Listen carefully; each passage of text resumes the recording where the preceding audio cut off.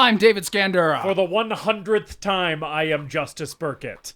And we're here to find out, is Titanic the greatest movie ever made?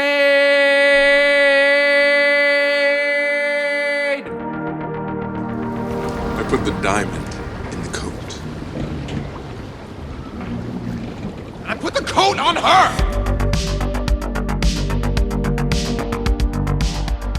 Welcome, ladies, gentlemen, those of differing gender identities, to the 100th episode of the Greatest Movie Ever Made podcast. Yes. We're finally in triple digits. We're here. Yes. We made it. We have done this for 2 years now. And what do we have to show for it, David? Other than 100 episodes. 99 episodes right now. We'll see if we make it to the end of this one. Yeah, who knows? I'm David Scandura, joined as always by my co-host, Justus Burkett. Yes. Co-host and propeller guy, Justus Burkett. Propeller guy. I'm giving yeah. you that one. Yeah. Haven't been doing the intro correctly. Welcome to the Greatest Movie Ever Made, the show where we watch a movie and tell you if it's the greatest movie ever made. Yes. That's right. That's what you say. A movie that is so thoroughly entertaining and compelling that while you're watching it, it's the only thing that matters in the world. That and is typically then the we part do that, the names. Right. Yeah. 100th episode. 100th episode, everyone. You would think after 100 times we would be nailing this, but there's still room for improvement. We're still growing. We're still learning. I say the date wrong once a week. What would have been a good quote for the little break? Yeah. And that would have been, I put the diamond in the coat. I put the coat on her! Yeah. One of the great line deliveries in cinematic history. That's probably the best line reading in this movie, and this movie has lots of really good line readings. Yeah. But Billy Zane, I mean, he's giving an iconic performance in this movie. And that is probably like the apex of his performance, is that line. It's one of the best things that happens in the movie. Yeah, definitely. I also love the way that the camera cuts right like between the phrases of it, because he says, I put the diamond in the coat, and then right as he goes, I put the coat on her, it cuts to a different angle of him. It's such a good edit. Great editing in this movie. We'll get into it. Yeah. We need to introduce our guest and shit. Yeah. So here we are talking about Titanic, directed by James Cameron. Yeah. And it would be weird if I introduced your wife, so I'll let you do that. Okay. I feel like... Sounds good. All right, listeners, you have heard the various names, various titles of our guest throughout the history of this podcast. But this is her first time appearing on mic, at least where we aren't having to modulate her voice like she's in the witness protection program. like she's a drug cartel member or something. Yeah. Our guest this week is my dear wife, who, when this episode comes out, it will be on the day of our 10th anniversary. High Priestess Pod herself, the Podmaster, is here with us. So are we not naming me? Are we not naming you? I can say your name if you don't mind. I don't know. Okay. I mean, it's really up to you. You're the one who requested a pseudonym in the first place. It's not that hard to figure out who I am. True. I'm a very public person. Should we do a name reveal? Well, we're married. No, so it's I only meant, half a name. I meant more for the listeners. No, I know, but we're married, so it's only half a name. A first name reveal. Sure. Okay. Bree Burkett is here with us. Bree Burkett, my wife. Borat voice, my wife. Morning edition host Bree Burkett. Yes, that's right. Host of a local radio station. So if you listen to Morning Edition in the northern Arizona area, you'll be familiar with this voice. And here she is slumming it with us on this podcast. It's true. I'm on the floor. You're our guest this week, Bree, so I'll ask you first. How are you doing? So when this first came up, yeah, like the whole, when are you going to be on the episode? Yeah. I jokingly said episode 100. Right. And the fact that we are here now is insane. I never thought it would go this long. I never thought we would get this far. Yeah, I'm very proud of you for not backing out. You thought I would back out of this? Yes. She commits to a bit. I would not blame you. It's in my house. That's true. She didn't have to go anywhere. Can you imagine if I backed out? And she just has to talk to us, which she does every week. Mm-hmm. Like every week after we record, David and I hang out with Bree. She hangs out with us, right? And we talk like the three of us are about to. We just don't usually do it with microphones. Yeah, it's So, not a matter of public record. Yeah. But we're not asking you to do much extra. I guess. I am having to reveal my true identity, That's true. To our, 50 or so. which feels questionable. You didn't answer my question. Oh, well, that's How how are I you? feel. I'm a little, okay. I'm a You- little you're- like amazed to be here right now. Yeah. Doesn't feel like it's been, what, 2 years? 2 years. Yeah, 2 years. Yeah. It's bonkers. It is crazy. It has been really hitting me this week where it's like, oh yeah, we started this 2 years ago. It is wild.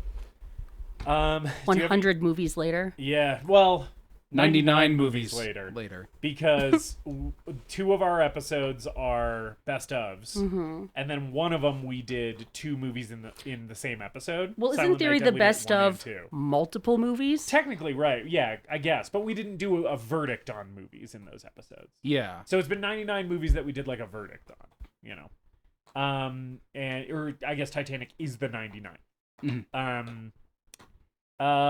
Bree, do you have any media to recommend? Do you have anything you want to shout out to the listeners? I don't know. I read some books this week. That's it. Support your local public radio station. Yeah, there you go. Cool. That's it. You Cool, can donate perfect. at knau.org or by calling 928-523-5628. Yes, give to your local NPR affiliate, especially because the Corporation for Public Broadcasting is being shut down by, people in the government who I have opinions on that I will spare while my journalist wife is on mic. I'm going to have to leave. David, how are you doing? I'm good. I had a good week. Kind of a weird week, but a good week overall. As far as stuff to recommend, I saw Together. Yeah. I think both of you would like it. Is that the Cool. Dave Franco one? Yes. Yeah, and Allison Brie, right? Yeah. There's a lot about like a new relation, like a young relationship kind of being taken to the next level, Yeah. and like all the fears that come along with that. And there's some fun body horror. It never quite goes as far as I want it to, but there's a Yeah. couple like really, really good body horror scenes, and it's fun and funny. Cool. And the trailers did not lead me to believe it would be fun and funny, at least in like it could be classified as a comedy in places. And I don't think anyone else in the theater got it, and I was like really having a good time with the comedy in it. Yeah. It's funny because it's like, it seems like that's a thing that horror movies are doing this year, or just recently, is like marketing themselves as straightforward horror movies. And then you go see them and it's like a laugh riot, because that happened with Weapons too. Where it's like Weapons was way funnier than I was led to believe based on the trailers. Well, and the this was another neon film. Yeah. And they had the trailer for Osgood Perkins' new movie Keeper Yeah. before it. Just looks And- so... And the trailer, I was watching it, and I was like, he's intentionally parodying the like elevated horror trailer. Yeah. I think in this, Cool. because it looks so it's so intensely scary, and like doing the big like spooky strings and everything Yeah. like Was that. it the women trailer? No, it was the trailer where it's like both perspectives. Like it starts with her perspective. Oh, different one than I've seen. Okay. Than his perspective. And I'm like, I feel like this movie's gonna be funny, just based on the last 2 Oz Perkins movies I've seen. The only ones I've seen, which are The Monkey and Long Legs, which are both Long Legs is less of a comedy than The Monkey is. But anyway, yeah, Weapons, not Weapons. Oh, Weapons is good, but I mean, Together. I saw Together. Together Yeah. was good. I also want to shout out a local painter. Cool. I don't know that we've had visual art on this this segment. But the before. purpose of media recommendations is it's anything, right? Right. I just found her on Instagram. She's local. Her name's Sydney Dale. Her Instagram handle is Sydney Dale Art Studio. She does like impressionist abstract paintings that are very textured, and you can tell that even just based on the photos of her paintings that she has on there. And I really like her stuff. I guess she has her work displayed in town at Yucca North right cool. now, as of the release of this episode. So if you're one of our local listeners, maybe go check her stuff out. Yeah. Can you show us one? I'm looking at the Instagram right now, and it's pretty rad. Yeah. Yeah. Like, look. I cool. can't see that far. But yeah. Sorry. I'm like holding my phone screen. She's like all the way across the room. She's blind. It's pretty sick. Yeah. Yeah. Cool. So we are here today to talk about. I'm sorry, David. Nobody asked how I'm Oh, that's doing. right. Sorry. Fuck you, I guess. Sorry. How are you? You're fine. How are you doing? Do you want to tell the listeners what you're wearing? Listeners, it's a special occasion. It's 100 episodes. That's a huge milestone. And we here at TGMEM Enterprises take such occasions very seriously. And ergo, I am dressed in my Sunday best. I got a suit jacket on, suit and tie. I got my dress shoes on. I am wearing a t-shirt from the movie Mandy, the Nick Cage movie Mandy, because, you know, I had to keep it on theme and wear a movie shirt. But I am in a suit for today's record. Let me get a picture of you for that brand real quick. Yeah, let me just make sure I look real dignified. Yeah, there you go. Yeah. Yeah. Very good. Wonderful. Beautiful. So that's what I'm wearing. And as far as how I'm doing pretty good. I had a good week overall with one huge asterisk, which is that I lost my fucking keys. My week was fine. And then on Thursday, somehow I drove home to the house that we are currently all sitting in. And I had to have had my keys to do that. And then the next time I went to leave the house, my keys were mysteriously no discernible place. So I fucking turned this house upside down. Bree can attest, I was really difficult to be around on Thursday. And I came into the house with you. I was just So it's stomping around the house, angrily grumbling about my fucking keys. Never found them. We still, no clue where they are.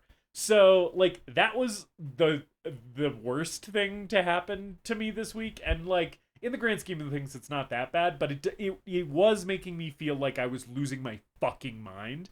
Because it's like, I was looking everywhere, and I was like, there is now no logical place they could be. Wherever they actually are must be illogical. Like, pocket dimension, crow picked them up and carried them away, Right. Squirrel took them up into a tree. Like, that's the type of, like, illogical we must be dealing with at this point. Because I, shit you not, I looked fucking everywhere. That happened to me once at work, where my house keys fell off of my car keys somehow. Like, I had my car key at the end of the day, so I was able to drive and find my roommate to borrow her house key to go to Home Depot to make a copy. But they just fell off of my actual key ring and just were completely, gone to the void, like lost to the sands of time. Doesn't that shit make you feel I was like you so are living angry. in a simulation? And when Like, it's like, oh, someone just deleted my keys from the simulation. And then, like, normally I'm very good about it. Normally there's, like, 5 places max in my house where my keys could be. Mm-hmm. And it's always easy to find them. Yeah. There have been a couple times where I've lost them and, like, had to tear my house apart, and it is so frustrating. Not nearly as frustrating as dating someone who always loses their keys. I mean, like, every time this woman was going to leave the house, she had to spend 15 minutes looking for her keys. Bree just gave me a very pointed look when you said that, because I don't know if this surprises you to learn, David, but I am that fucking person. Bree, how often do I go to leave the house and then have to come back in the house because I forgot my wallet, my phone, my headphones, my keys? More than once a week. Yeah. You've left your wallet on planes. I have. We were going to fly somewhere and you left your ID at home and we had to drive back up here. That's true. One time we were on a hike and you thought you left your keys on the top of the mountain. I didn't, though. They were I know, in my backpack. but it's just a fact of life that, like, and the best part about this key thing is a couple years ago my mom bought him a tile. Yeah. So he could find his keys. The tile's battery ran out. The tile's battery went out. So Yeah. it's like, why even? Yeah.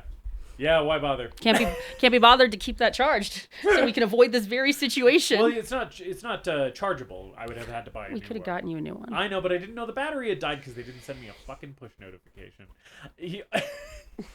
Here's the thing. It's fine. It's all replaceable. It'll. It is all replaceable. Some of those things will be very expensive to replace. Like David's house key. Oh, yeah, sorry, your house key was on the keys that I lost. Oh, that's fine. I can get you another one. It's fine. It only had your name and social security As number. long as you're okay with just one of the keys to your house just drifting through the world. It's probably on this property somewhere. Or a raven took it and is using it to build a nest. Yeah, there you go. Do you have any media that you want to recommend? Yeah, I got a couple things. Plague of Carcosa, which is a Chicago doom metal instrumental duo, released a new full length called In the Dreamless Deep, and it is so good. And the other thing that I have to recommend is Bree recommended a book for me to read, which is called American Rapture by C.J. Lead. And what a fucking great book. A fun time. It's a post-apocalyptic. It's like 2 book recommendations in the same month. I know, I'm reading again. For you, dude. I'm a new man. My plan is to next read the book that you lent me, which is No Country for Old Men. Oh. Yeah. That's supposed to be. Were next you on the wondering where chopping that block. book was? It's still here. No, I move it out of the way to put my drink down every night. And soon I will read it and give it back to you. But yeah, I read American Rapture. It's a fun time. It's like post-apocalyptic, or it's like Intra-apocalyptic? Sci-fi horror novel, and it hits especially hard if you have religious trauma, especially religious trauma associated with purity culture. So it was a really good read for me because I was like, oh yeah, this book is sort of like a zombie apocalypse adjacent type story, but like about growing up sexually repressed in the church. So, it's kind of up my alley. Cool. So yeah, American Rapture by C.J. Lead. Give it a read. It's real good. Cool. That All right, rhymes. this is a long movie. It's going to be a long episode, Yeah. so we should probably get this on the road without any more jokes or unfunny bits that are stopping us. Oh, God. Oh, someone's at the door. Hold on. You can tell someone's at the door because my dog's barking. Oh, it's you. Hello. Oh, it's H.R. Giger. It's me. Sorry, I'm not used to this type of surprise. Normally, my surprises involve chest bursters. How you doing, H.R.? I'm... That good, huh? You know how it is. Yeah.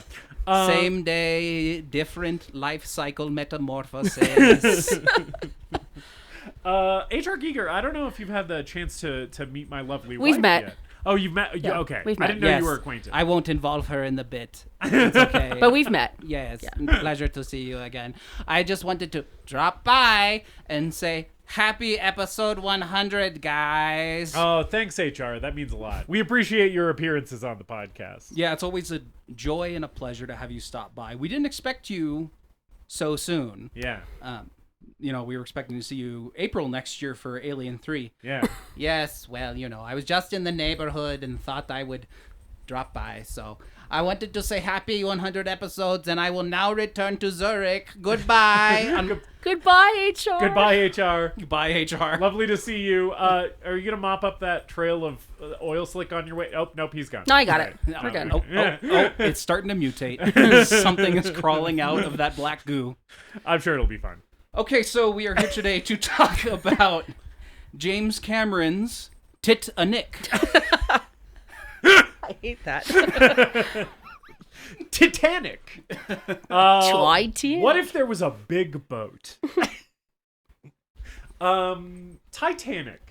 What can one say about Titanic, right? Other than this is maybe the biggest a movie has ever been. And like I know that Avatar surpassed it in terms of monetary income, right? But it's like in terms of like the box office plus the impact that this thing had on the culture. Yeah, I would say like the pop culture impact of this definitely surpasses Avatar. It feels like this is the biggest movie. Well, and Avatar was so CGI based. This was literally big, as in they had to build Yeah. giant sets and studios and a and literal there's some of ship. that- there's some of that with Avatar too, but you're right. Like the practical undertaking Yeah, of this movie. you that's all present on screen. Yes. You feel that in a way that you don't feel with Avatar. Yeah. So this is like the biggest movie. The movie. Right? This is the biggest a movie has ever been, probably.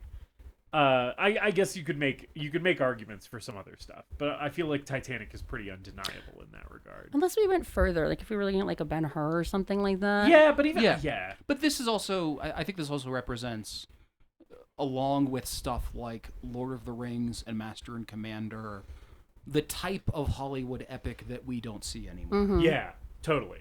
And of course, this inspired a whole kind of, along with stuff like Gladiator, I think led to the resurgence of the historical epic. Right. And then with the romance angle, this gave us stuff like Pearl Harbor, where it was like, can we find another disaster from world history that we can put a doomed romance Right. in? Is there we another can. mass casualty event where two beautiful people can gaze into each other's eyes? So, Bree, you picked this movie. I was curious what your history was with it. Like, what does it mean to you? I assembled some notes. Yeah, for while this she's going through her notes, very I'm gonna purpose. take my suit jacket and tie off because the bit is over and I'm fucking hot as hell. Take your shoes off, too. That might help. Okay, so this movie came out in, 98? 97. 97. I was like 6 when it came out. We got it on VHS immediately after it came out. And my parents hadn't seen it in theaters, so we watched it when I was, 6. So, been seeing it for quite some time. Who let me watch that? Not sure. When it originally came out, it was in 2 tapes. And you could just, watch half the movie and not watch the other half, or vice versa, which was, perfect. Yeah. I'm a girl, so Titanic girly. Mm-hmm. I'm a girl who likes weird things too, so it was a perfect opportunity to Did you have learn about bodies on the floor. Did you have a pre-existing interest in the Titanic disaster before you saw the movie? Because I know you started becoming aware of some of those big disaster things really, really young. Or did this kind of start you being interested in the Titanic as a historical event? I would think probably the latter was that this. I don't think I knew the concept of the Titanic existed at this point. But then even when the movie came out, it permeated culture so quickly that I did as a result. Yeah. So I probably found out about it more before I actually saw the film. Yeah. Because it was everywhere. I went to where they filmed the Titanic, a studio in Mexico. Cool. It was weird. They didn't let us go in. They just actually packed us into a room to watch a documentary on the making of the Titanic. And the studio was about 100 feet away, but we didn't get to go in. So you got to watch a documentary next to the studio? No, we were on the property. Oh yeah, okay. But the actual building where they did the ship, right, and the giant tank of water was off limits. Couldn't go in there. So they're like, it's right over there, That but is we're sort not of going to let you see it. Now gather in here to watch this video. That is sort of like being on the Titan sub pre-implosion, where it's like, oh, there's this tiny little porthole, and then we have LED screens for you to look at what's outside. Speaking of the Titan sub, I do like when Bill Paxton in this movie is in the submarine, and he basically describes exactly what would happen in a Titan submersible scenario, where he's like, oh yeah, the glass is 9 inches thick. If water got in here, we would all die in fucking 8 nanoseconds or whatever he says. And I was like, oh buddy, you just wait. What foreshadowing, you Bill? Just wait. Anyway, sorry, is there anything that was else it. That was all there to say. Went there, didn't see anything. Yeah. Saw a movie about it, looked at the outside of the building. And yeah, I don't know. It's one of those movies that I probably repeatedly watch. Yeah. Because it's such a good background watch. It's such an easy background watch. I've seen it so many times at this point. Yeah. Right. You can check in and out as needed. Yeah, and it's super long, it's super vibey, so yeah, you can put it on and kind of dip in and out. There's a lot of really good breaking points too. Yeah. Which I was kind of shocked by last night. It's did he almost make this for TV with commercials? But there's a lot of points where you just step away. I think James Cameron was thinking about this movie in every possible angle. Cameron just knows how to pace a fucking movie. It's true. Too. It's true. So it might be intuitive. He might like- not be thinking about it consciously. He just builds that in. All of Cameron's movies are some of the best paced movies of all time, and many of them push the 2.5 hour mark. Yeah. I would argue that maybe for me personally, this is the slowest out of them, but it still is like you said, Brie, pretty easy to watch and put on and have on as a background watch, or something that you can be like really locked in and invested to. I think that there is a strong argument for this being the most watchable movie that is over 3 hours long. I kind of think there's an argument to be made there. I'm not necessarily like I think other stuff like the Lord of the Rings trilogy, any of those movies is like also in that conversation, and something like a John Wick 4. But this one is accessible. I don't have to learn another world. Right. The characters are all different enough and separate enough that he's the ship builder. He's the guy who steers the ship. Yeah. You don't need to know a lot to go into it. Yeah. Everyone's pretty broad and like, it's just so watchable. Like you can sit down at any point in this movie and it just sucks you in, And I know that from experience because my history with Titanic is that I saw it for the first time from beginning to end less than a year ago. The first time I ever saw this movie from from title card to end credits was September of last year. But before that, I had seen this movie in totality, but in segmented little bits on TV because it played on TV a lot when I was a kid. And I would like dip in. It would be like, oh, the beginning of Titanic's on, and I would watch the first like hour and then I'd have somewhere to go or whatever. And then like, 2 years later, I'd be flipping through channels and the shipwreck would just be starting and I would just watch from there to the end, And that happened so many times that I had seen every scene in this movie without actually seeing the entire movie from beginning to end until last year, right? So this is only my second time really watching this movie, even though I watched parts of this movie a ton growing up. But I think that's just a testament to like how watchable it is, that it's like even as someone who hadn't ever seen the whole movie, if I ever saw part of Titanic on TV, we were just watching that part of Titanic, David, what's your relationship with Titanic? So as a kid, because this spawned a resurgence in Titanic fever and interest in shipwrecks and deep sea exploration, I had a Titanic phase. Yeah.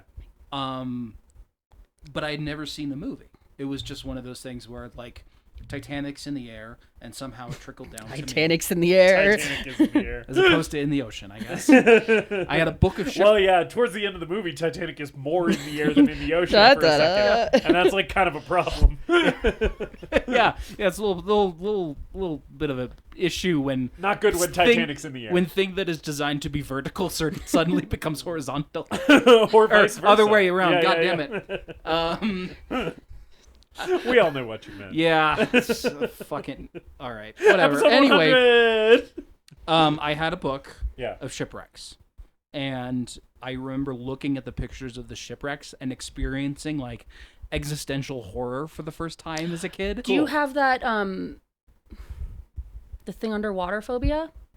No. Big things underwater? Thalassophobia? Yes, thank you. Not necessarily, but I think that was maybe my first experience with that. Yeah. Because, you look at those photos and the way that things have calcified and the way that things have decayed underwater is so eerie and spooky, and then the way that they have to light it because it's so dark down there. Yeah. But it wasn't just the Titanic, it was other, like the sinking of the Lusitania and other shipwrecks. So I had a little bit of a phase. I went to the Science Center when they did the Titanic too. Experience, I think was the exhibit, with the big ice wall. Did you touch the wall? Yeah. It was very cold. I touched the ship. I don't know if I touched the ship. And to this day, that's my biggest crime. Oh, yeah, you're not supposed to. Not allowed to touch the ship. You're really not supposed to. My they- hands probably contributed to decaying faster. Was it an actual piece Yeah, of the a real portion ship? that they pulled up, and they're very much like, don't touch it. Oh, damn. The oil's on your hands. And I Oh, was like, shit. well, I have to touch it. Oh, wow, you were destroying So history. don't tell anyone that I touched the ship. Okay, it's not like we just recorded it on mic and are going to put it out in a public... Titanic finds me. Titanic police. James Cameron's going to show up at our house and be like, I heard what you did. I'm actually trying to summon him. I heard what you did to my girl. Do you think James Cameron is in love with the Titanic? Yes. Yes. Do you think he wants to fuck this boat? No. He respects it in a different way. He It's would never platonic. do it like that. Yeah. His love for the Titanic is too... It's too pure. I think he Pure. wants to fuck the ocean. He does want to fuck the I ocean. think he's already done that. He has. He has entered the ocean. He's gone farther than any human being has. He's so, plundered like, it to its depths. I don't know. I think that's definitely hit. Are you saying he's bottomed out the ocean? Yep. I think the Challenger Deep in the Mariana Trench is kind of the G spot of the ocean. So yeah. Anyway, I had that little phase, and then I never watched the movie. I don't think I ever even saw parts of it on TV. Like I just absorbed it through cultural osmosis. So Did you get a person at the Science Center? Did you get assigned a passenger? Yeah, you get the little passport. Did you that live or shows you who die? you are. I did die. Me too. I died. Tragic. I think I just went the once and I died. Damn. I mean, your odds are not good on the Titanic. Yeah. To be fair, less than half of the people survived. True. Yeah. But I never watched it until a few years ago in 2022. I watched it for the first time. This is my third time watching it. Yeah. And I feel like the stereotype is between men and women is the women are there for the romance and the men are there for the boat sinking. And I was very much in the boat sinking camp. Right. I was like, I sort of think at the time, maybe my opinion has changed. We'll find out. At the time, I was kind of like, yeah, the writing and the romance is a little it's a little too melodramatic. It's a little unsubtle because I don't think subtlety is like Cameron's strong suit necessarily. Yeah. He works in very broad strokes. And I'm not really into it. But once that boat starts sinking, I'm locked the fuck in. Right. But I think, like Bree said, like this movie is so easy to watch. It has such a wide appeal that like you can read so many things in this movie and approach it from so many different angles, and it can just appeal to a wide audience. Yeah, it can be, something that women connect to, something that men connect to, something that young people or old people connect to. Yeah, it's got truly universal appeal. You know how you were saying the stereotype is women watch Titanic for the romance, men watch it for the shipwreck action. You know what I was watching it for last night?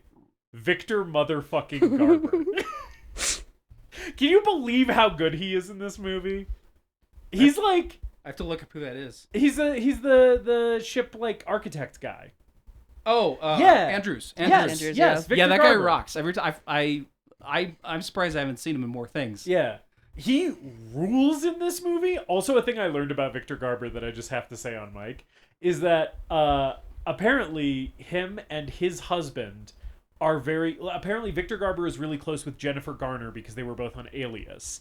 And Victor Garber and his husband Victor Garber officiated Jennifer Garner's marriage to Ben Affleck.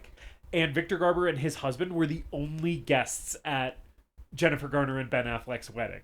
It was just like the four of them, which is wild. He really delivers the fuck out of. She's made of iron, sir. Yes, I assure you, she can, and she will. One of the most heartbreaking moments in this movie for me is when Victor Garber says, "I'm sorry, didn't build you a stronger ship, Rose." It's so sad. I love him so. Young Rose. Young Rose. Yes, thank you. I also. Sorry, it's just more. No, please keep me word perfect. I you do it to me all the time.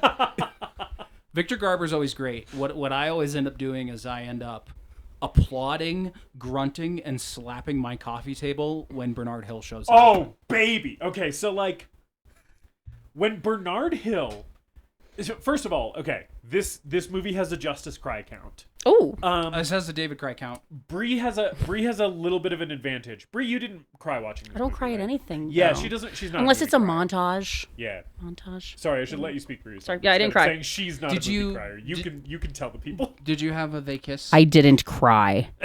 Did you go they kiss when they kissed? Did I? I think you did. Yeah, I think you did. Yeah. She does love when people kiss. I do love when people kiss. And this is good because you get approximately at least a third of the movie before they kiss. Yeah, it's like an hour. So of we got build-up some almost. tension. Yeah. Right, and there's like all this. There's all this stuff where like, oh, she like shouldn't be hanging out with them. There's the moment where like he pulls her aside into that like empty room, and they have like that really intense exchange where she's like, "You should stay away from me," right? And they almost kiss there. Almost kiss. Yeah, you get some of the like the boiling. Yeah, but the first time they kiss. Yeah. It's good. It's good. That's really they build it up. But anyway, so this has a cry count. You said it has a cry count for you too. Yeah. Bree did not cry. What's your guess for how many times I cried during this movie? I feel like we should just like guess and then just get them off, like check them all off right now. Okay. I don't even know. I wasn't paying attention to you, so I have no idea actually. Yeah. Man, I want to say 3. David's saying 3. Do you Wait, want to guess 3? let me think. Like, what would make you cry?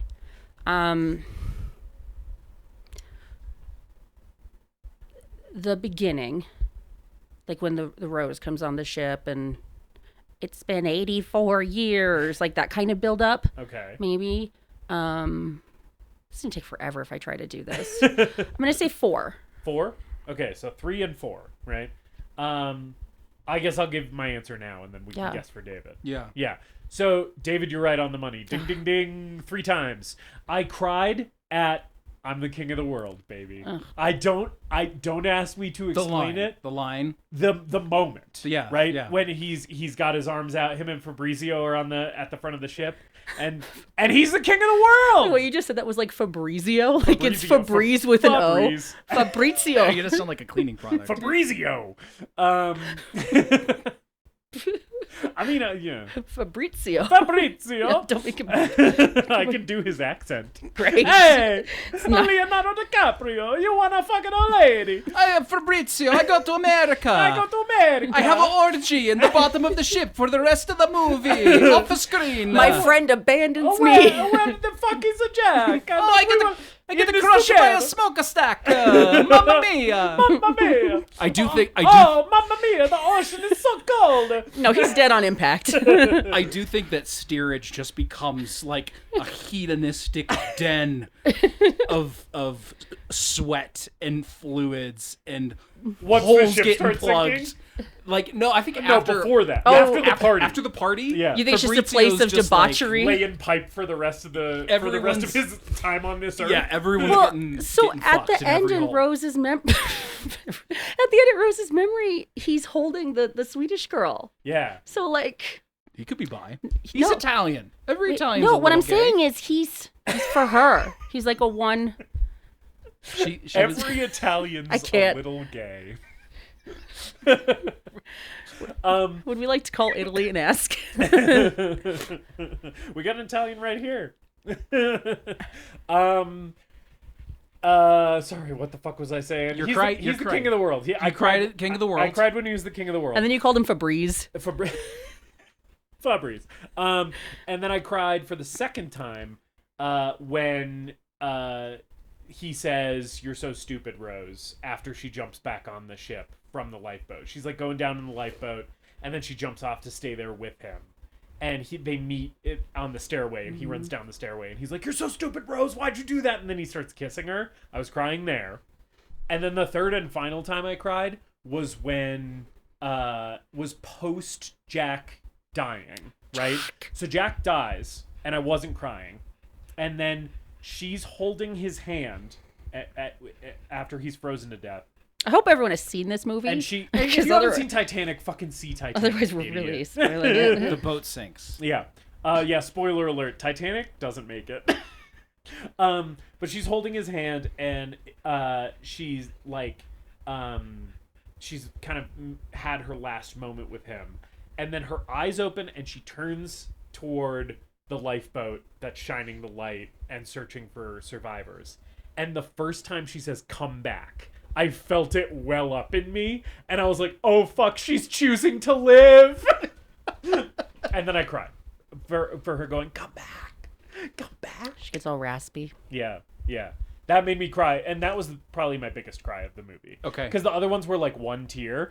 On the comebacks, I was like sobbing a little bit quietly, so as not to ruin Bree's viewing experience. Yeah. David, your cry count, I'm gonna guess was also 3. Okay. Bree, do you have a guess? You don't have to. You don't have to play. 2. I just stops talking, leaves. I'd say 2. So it was 4. Wow. 4. Wow. Maybe 3.5. Yeah. One of that last one, I may have had something in my eye. Oh, okay. Yeah. But the big one that hits me emotionally every time is when they're on the bow of the ship him and Rose, and they're doing the "I'm Flying Jack" thing Yeah. on the sunset. Yeah. Not that. It's the transition back as to it fades Titanic away. underwater, which is like one of probably the best shot in the movie. I Yes, think. because when they're on the bow of the ship, and then it like goes to it, and they fade away. James Cameron loves a wipe transition in this movie. He does so many of those. He does a really good job with all the transitions. Yeah, the transitions in this movie are so good. The editing is so good in this movie. Yeah, it's so good. And the way the visual effects integrate, like at the very end, where you're going through the deck of the ship, underwater, and it's clearly a little bit CG, and then it transitions to the ship into a practical location. Yeah. For the dream sequence or the death sequence, however you interpret it. Yeah, I think that one was my last cry. That I may have had something in my eye. I don't exactly remember. Yeah. But the big one was the first transition, especially because at that point it's been like an hour or something that we've been in the past, and it's our first transition back to the present. It's the first time we're seeing young Rose, then going back to old Rose. Yeah. I cried when she got back on the ship. Too. After being in the lifeboats. Oh yeah, and then the other one was her letting Jack go and Jack sinking. Yeah, that shot's so good too. Yeah. His body just like disappearing into darkness. It's so good. The noise that it makes when she lets go of his frozen hand. Yeah. It's in my That's brain. kind of a thing about this movie too, which it's like it's this movie's very beautiful and melodramatic and stylized, and also like kind of brutal sometimes. Like the noise that it makes when she lets go of his frozen hand, and like some of the deaths when the ship is sinking.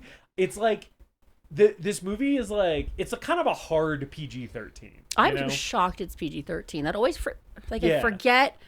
And every time I remember, I'm surprised by that. Because there's a lot of Kate Winslet's boobs in this movie. Yeah, that's his biggest achievement. That is it's not the Academy Awards. It's not the box office. Yeah. It's him sneaking Kate Winslet's boobs into a PG-13 I think movie. the MPAA was just like, these boobs are a work of art. The world and needs to see these these. should not be age restricted. And as viewers, that's the first time we ever saw Kate Winslet's boobs. Yeah. And boy, we've seen them a lot since then. Yeah, you were saying this last night when we were watching the movie. I think I've seen her boobs or her naked more than anyone else in the world. We should cover this too. Kate Winslet boob count? No. Your affinity for Kate Winslet. You're a huge Kate Winslet. Yeah, entirely because of this though. Yeah. But like she's like one of your main She's gals. one of my girls. Yeah. She's like among the three. Yeah. Who are your other gals? Jodie Foster. Yeah. And who's the other one? Maybe there's only two. Just those two? Someone just got voted Sometimes off. you see Gillian Anderson. Oh yeah. But I feel like she's the three of them. There's a lot of crossover. Mm-hmm. Kate Winslet though, she looks great in this film. The whole movie, she looks great. She does. She my really gosh. does.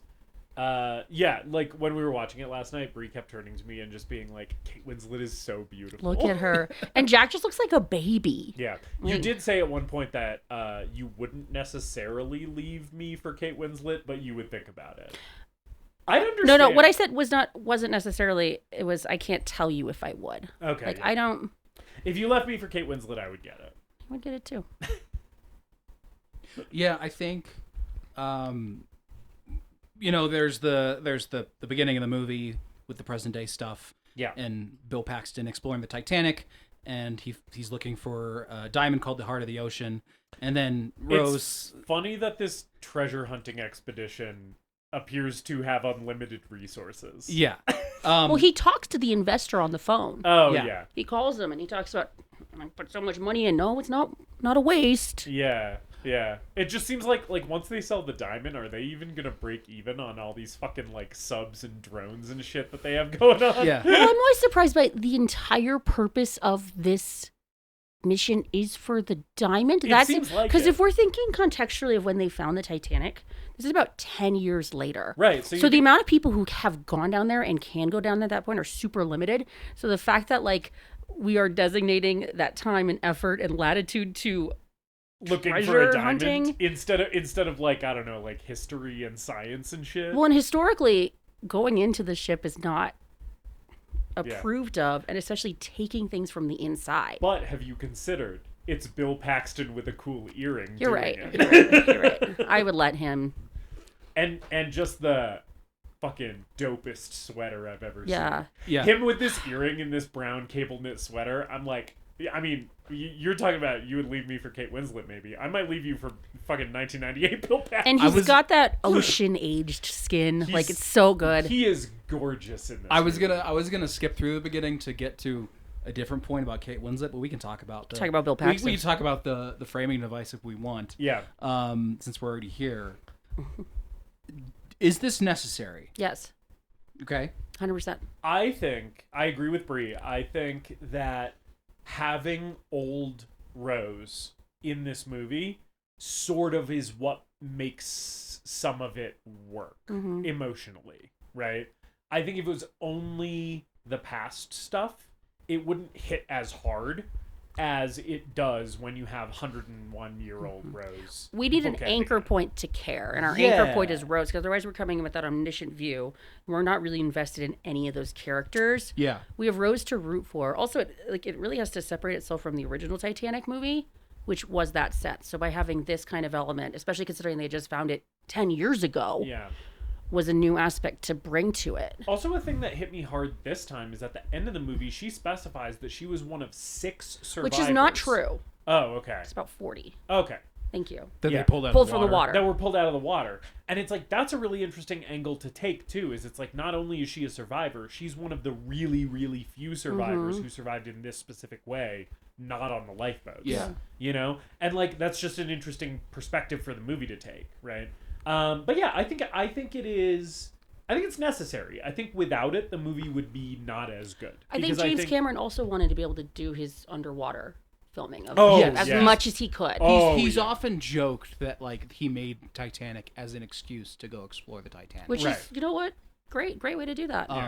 But he's been he said that he's been a diver for years, and then when they rediscovered the Titanic, that got him interested in it, and this making the movie sort of spurned his interest in deep sea exploration, and I think all the shots that they have from the beginning of the movie that are the actual Titanic are great.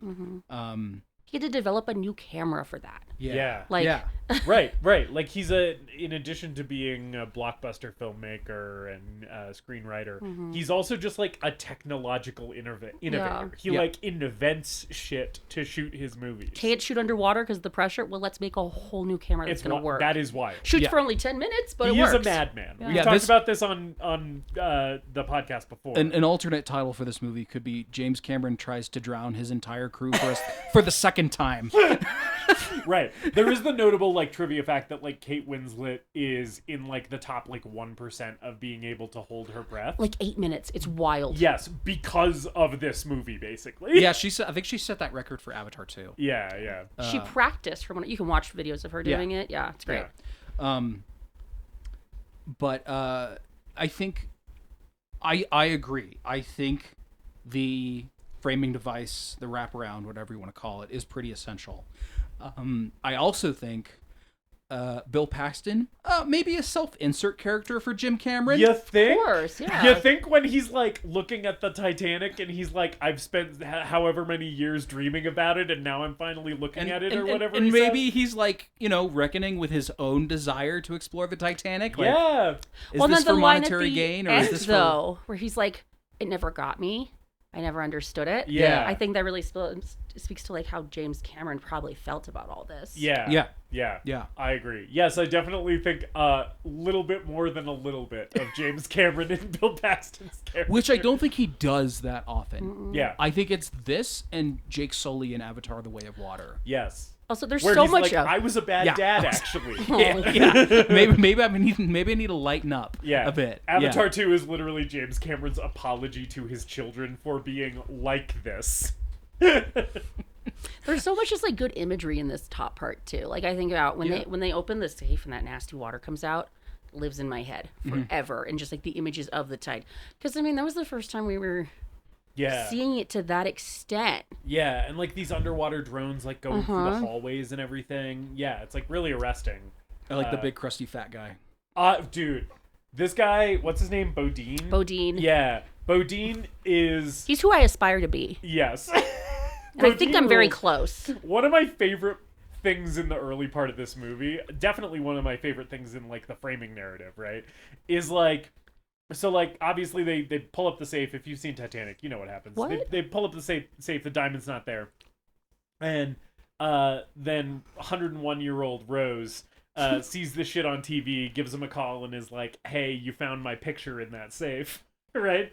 What'd you think of my tits? Yeah, she sees her own 17-year-old tits on cable TV, and is like, "Hey, you want to meet the owner of those knockers?" I hope that's how she opened the call. You found the hentai that guy drew of me. Yeah, back in the early part of his entry. She's just looking at it on TV and being like, "Man, I used to have a killer rack. Look at those. Look at your grandma's cans."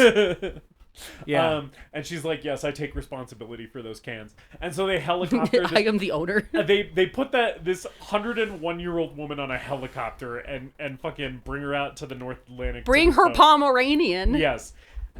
But then, like, so she shows up, and my favorite Bodine moment is, like, they get this woman off the helicopter, like, in a wheelchair. They, like, wheel her into, like, the command center on this ship that they have to for this treasure hunt.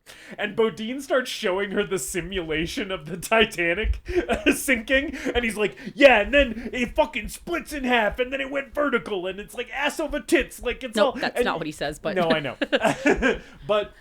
he's just like so excited, and like he's just like re-traumatizing this 101-year-old It's the woman. most detached retelling of what has happened. Yes, and it's like the most traumatic experience of this woman's entire life, and he's just like flippantly like joking his way through.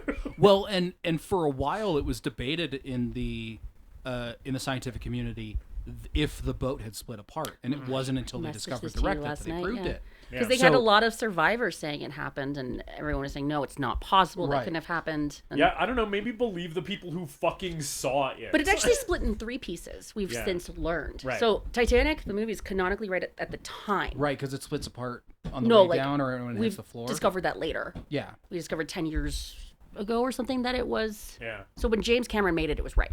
Yeah. Okay. But it also does not need a correction. It also tells the audience what they're going to see in 3 hours, and then when you get to the 3 hours, it's like, oh, that's like Rose says, the experience of it is very different. Yes. I also think like having a bit of build up to Rose and already falling in love with her as a character, because the woman giving this performance is awesome. She's great. She's so charming and funny. Yeah. And great in this role. The shot in 1912 of Kate Winslet when we see her for the first time. Big hat. The big hat. When she comes out from under that big hat. And you're just like, holy moly, this woman is a fucking angel. You have to fall in love with her immediately. Yeah. It's really easy to do that when it's Kate Winslet. And I don't think that would have worked without like 20 minutes of build up. Yeah. Yeah. And so like once we get into the flashback. Sometimes, you're right. She'd come off as prissy. Because she's just this rich girl. If we didn't have that moment of seeing her now, that helps. You see her at the pottery wheel. Yeah. She seems like she's like cool, grounded. She's so grounded. Yeah, she's her like granddaughter's cool. Her granddaughter is cool. We Bree and I were speculating, and I don't know if you picked up on this, David. There is sexual tension between Rose's daughter and Bill Paxton. Is there not? Well, that might be because if Bill Paxton's a self-insert for James Cameron, Susie Amos, who's playing Rose's granddaughter, is currently James Cameron's wife. I didn't even think about that. She's James. I believe they met on this movie. And she it's is his longest running marriage because Yeah. in the time between Aliens and Titanic, which is about 10 years, he had married Gail Ann Hurd and divorced, and had a relationship with Linda Hamilton for a while, and married Catherine Bigelow. Yeah. So he had gone through, I think he's been married 5 times. So he'd gone through 3 of his 5 marriages, and then met Susie on this, and they've been married ever since. So while Bill Paxton's character, which is basically James Cameron, was falling in love with her, the real James Cameron was doing the same thing. I would imagine so. Wow. James Cameron was just inhabiting Bill Paxton's body like some kind of He was trying to manifest spirit. it. Yeah. She'll love me if I look like Bill Paxton. Starts wearing more sweaters. Yeah, I just every time they're on screen together, I'm like, they're kind of making fuck eyes at each other. Like, it's like I kind of want Titanic 2, the sequel, where it's just Bill Paxton and Rose's daughter, and it's just their story. It has nothing to do with Titanic. They're just falling in love. No, they during could this still be treasure like hunt. looking for Titanic. Yeah. That can be the framing device. Well, they already found it. Okay, but they're further exploring it. Whatever. And further exploring each other's bodies. That's Yeah, right. there you go. Yeah, so like I don't know, the 1912 stuff kicks off here, where she's 1912, right? Yep. April. Where we're getting all of the intro to how everybody got on board the boat. There's the poker game, which is very fun, where Leo beats these two fucking Norwegians or whatever they are. Swedes? Swedes, I don't know. something. They're Nordic.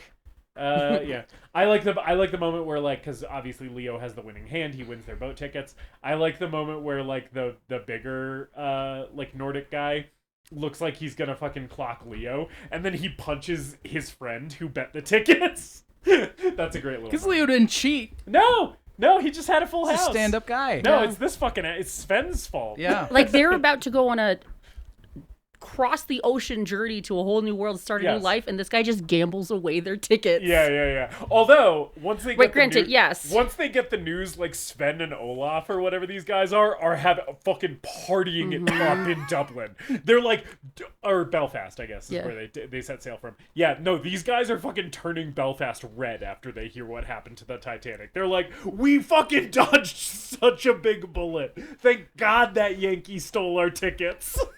And then Him and his little Italian friend are sleeping with the fucking fishes. Meanwhile, it's all coming up Sven. and then they get on a German Zeppelin. No! Titanic to the Hindenburg? And then Death takes his revenge on them for cheating him. For Ooh. cheating his design. We get Final Destination Hindenburg. we did say Final Destination Hindenburg. Actually, I don't right? know when the Hindenburg I think- I think it's right about the same time, I actually. do think Final Destination Titanic is also a real option, where someone has a premonition of what's going to happen to the Titanic and doesn't get on. We probably talked about I this think on the we Final did on the Final Destination Destination- episode. The Yeah, you're Hindenburg idea is funny. I like that.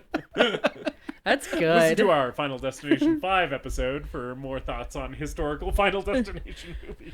Yeah, so everybody gets on the boat, and the thing that spurred the cry count conversation earlier, which I never circled back on and completed my thought, but almost the first time I cried in this movie was Bernard Hill looking off triumphantly into the sunset as Titanic set sail for her maiden voyage. Like, Bernard Hill's face almost made me cry. Just him walking out and being Bernard Hill on camera when the Titanic leaves Belfast almost had me in tears, but not quite.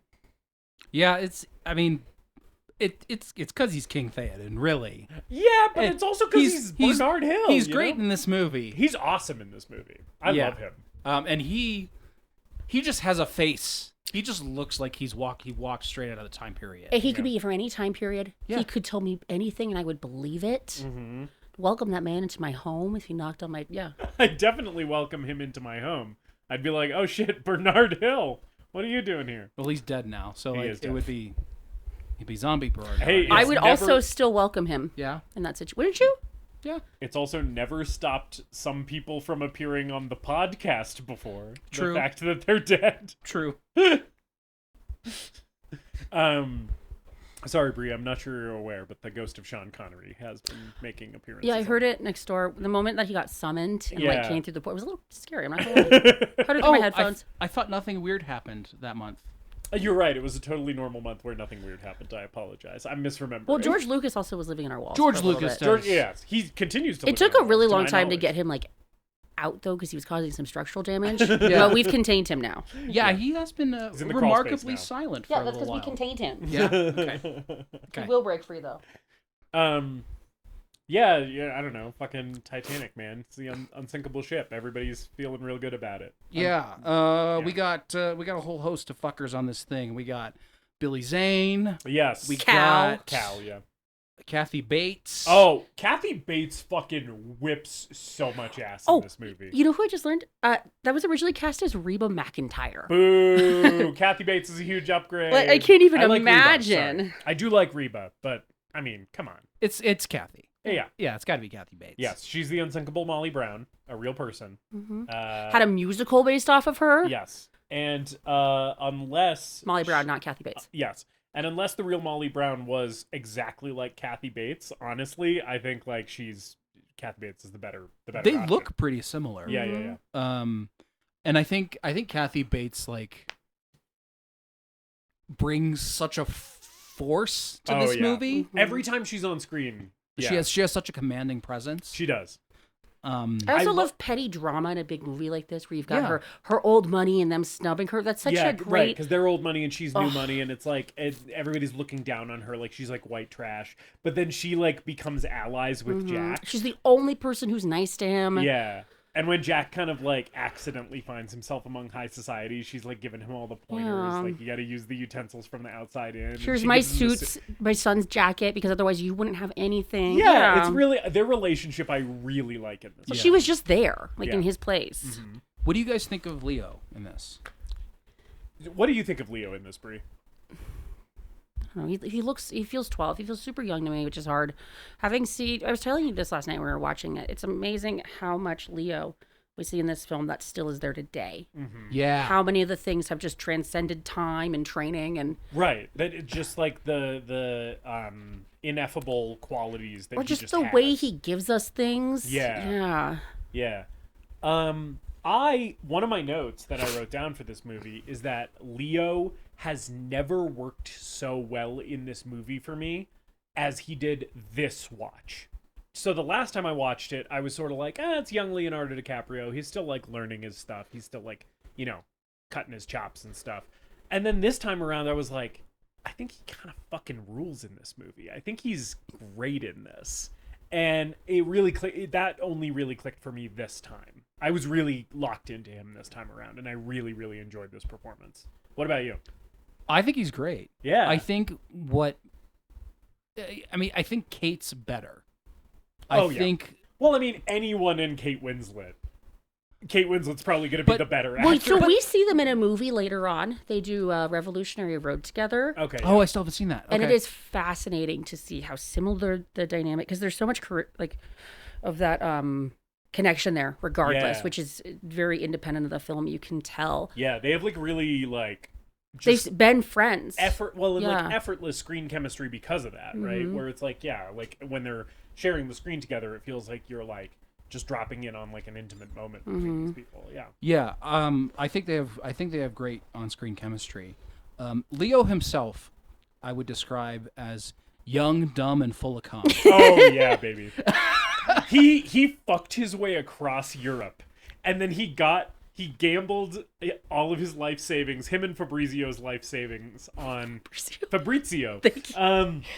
He gambled him and his friend's life savings on these boat tickets just to be able to fuck another woman on the voyage from Europe back to America. And let me say something about this. And this is like, I think my big disclaimer for the whole movie. They have known each other for 48 hours. Yeah. Leo has lived a whole life. Like Yes. he's from the US, he's been in Europe, traveling, meeting women, doing all these things. Yes. Kate Winslet has lived the most sheltered life. When she sleeps with Leo, she is more than likely a virgin at that point. Yeah. So the fact that, because she's hung her hat, she's given away everything to be with him. And in my head, he's always like, this is kind of a lot. Like, I don't know if I want this. It escalates very, very quickly. I think that there is the part of their relationship where she seems more invested than him. Yeah. And then it kind of comes around at the end of the movie where you see how much he actually does care. Oh, you mean for when her. death is imminent and there's no other option? Well, yeah, of course. But he's like still a good guy. Yeah, but I just think she's in it whole, we're getting married. Yeah. I'm throwing away my life for you. It And is he's interesting kind of to- like, I'm having a, It is interesting we just met. to think about if the boat didn't sink and it just made it to America safely, how long this Bye. relationship would last. Well, so my thing while watching this is the Romeo and Juliet comparisons. Of course. And it wasn't until after watching the movie and putting on a behind-the-scenes documentary where Cameron basically said his pitch to the studio was Romeo and Juliet on the Titanic. Right. And I think the same criticisms that one could apply to Romeo and Juliet also apply here, but that's also part of the movie is about young love and romance and mourning the relationship that could have been. You know, like, okay, maybe in all likelihood they wouldn't have worked out and Jack would have flaked out on her. Jake Sully? Jake Sully. Yes. There is a part where Jack says, "I see you" to her. Yes. And I was like, I know. I see you, Jim. That's coming back, Jim. Yeah, but like to your point, right? Like, yeah, there's the realistic version of this relationship that never comes to pass. And so instead it lives forever as kind of this idealized perfect memory of what could have been. And there is that whole like argument about like, okay, this is a 101-year-old woman reminiscing on that, you know, guy that fucked her for a few days on the Titanic when she once had a whole life and a marriage after that. Yeah. But you could also, I mean, the movie makes it pretty clear that Jack is giving her access to a life that he's giving her freedom that she otherwise wouldn't have had, and showing her that she can be a confident and self-supported woman. Right. Well, it's not even that he's giving it. He just shows her that's an option. Right. Yeah, he changes her life. Right. So it makes sense. Changes her perspective. Yeah, that she's thinking about him in this way, kind of holding him on this pedestal, because it's like, he's like this beautiful angel who entered my life, taught me a different way of doing things, and then died tragically, so I never had to see him become an asshole. You know? Yeah, like, yeah, it's kind of perfect peak romance stuff. Yeah. Right. And to Bree's point, I think you see, I at least see a lot of Leo's performance. I see the same stuff that he's doing today, the same sort of techniques and tips and tricks, and like, you know, the poker scene. I could imagine him playing that the exact same at this age. Yeah. There are parts where he feels maybe a little unsure of himself or a little awkward. And I think part of that's the character. I also think that, like, at this point in his career, Leo was the hot young star on the up and up. Cameron was interested in him, but the producer or his agent didn't want him to do a screen test, and Cameron was gonna back away. He was like, "Okay, cool, fine, we'll pass on him then." And Leo came in for a screen test, kind of, you know, huffing and puffing, and then turned into Jack when he was in the room with Kate. Yeah. So I think this movie kind of knocked Leo's confidence down a peg. Yeah. And it was it was a challenging movie, but like being on a James Cameron set and James Cameron dumping, you know, thousands of tons of water on it. That'll be a humbling experience for anyone, right? Yeah. It's like, yeah, you're hot shit, but James Cameron is going to do whatever James Cameron's going to do. And I think there are times where I feel that tension or that awkwardness in his performance. Yeah. But I think he's great overall. I think between him and Kate, I think Kate gives the far better performance in this one. I think Kate Winslet gives a better performance. I think she's the better actor between the two of them. I like Leonardo DiCaprio, but I think Kate Winslet is a better actor than him. I think they're well matched on screen, though, and their chemistry is pretty undeniable.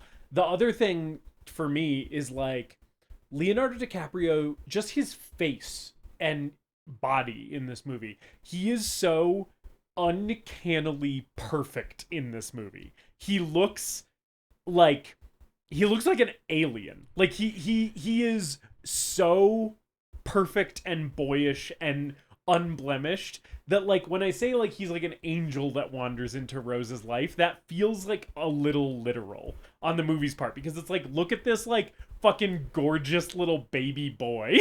You know, he's like perfectly symmetrical, but he's insane. And he's also tall. Yeah, like he does look like he's fucking 12. But then you see the shots of them walking on the deck together, and he's like, you know, 6 inches taller than her. Yeah, yeah.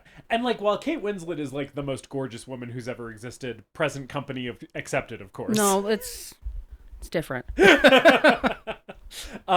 In this movie, he's, like, on a different plane of like just aesthetic perfection that kind of makes him like a little like uncanny to look at times in this movie, where I'm like, his face isn't CG, but it's kind of giving me a similar thing where I'm just like, how does he look like that? He doesn't quite read as Street Tramp. No, he's way too pretty. Be a very different movie But that's if it what was... got him so far. Yeah. I think that's like, even if he is super uncannily cute or good looking, bringing that into the Street Tramp, that's how he did it. Yeah.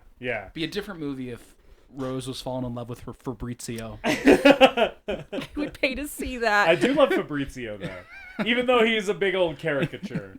I still love him. I love him. Fabrizio is like a good homie.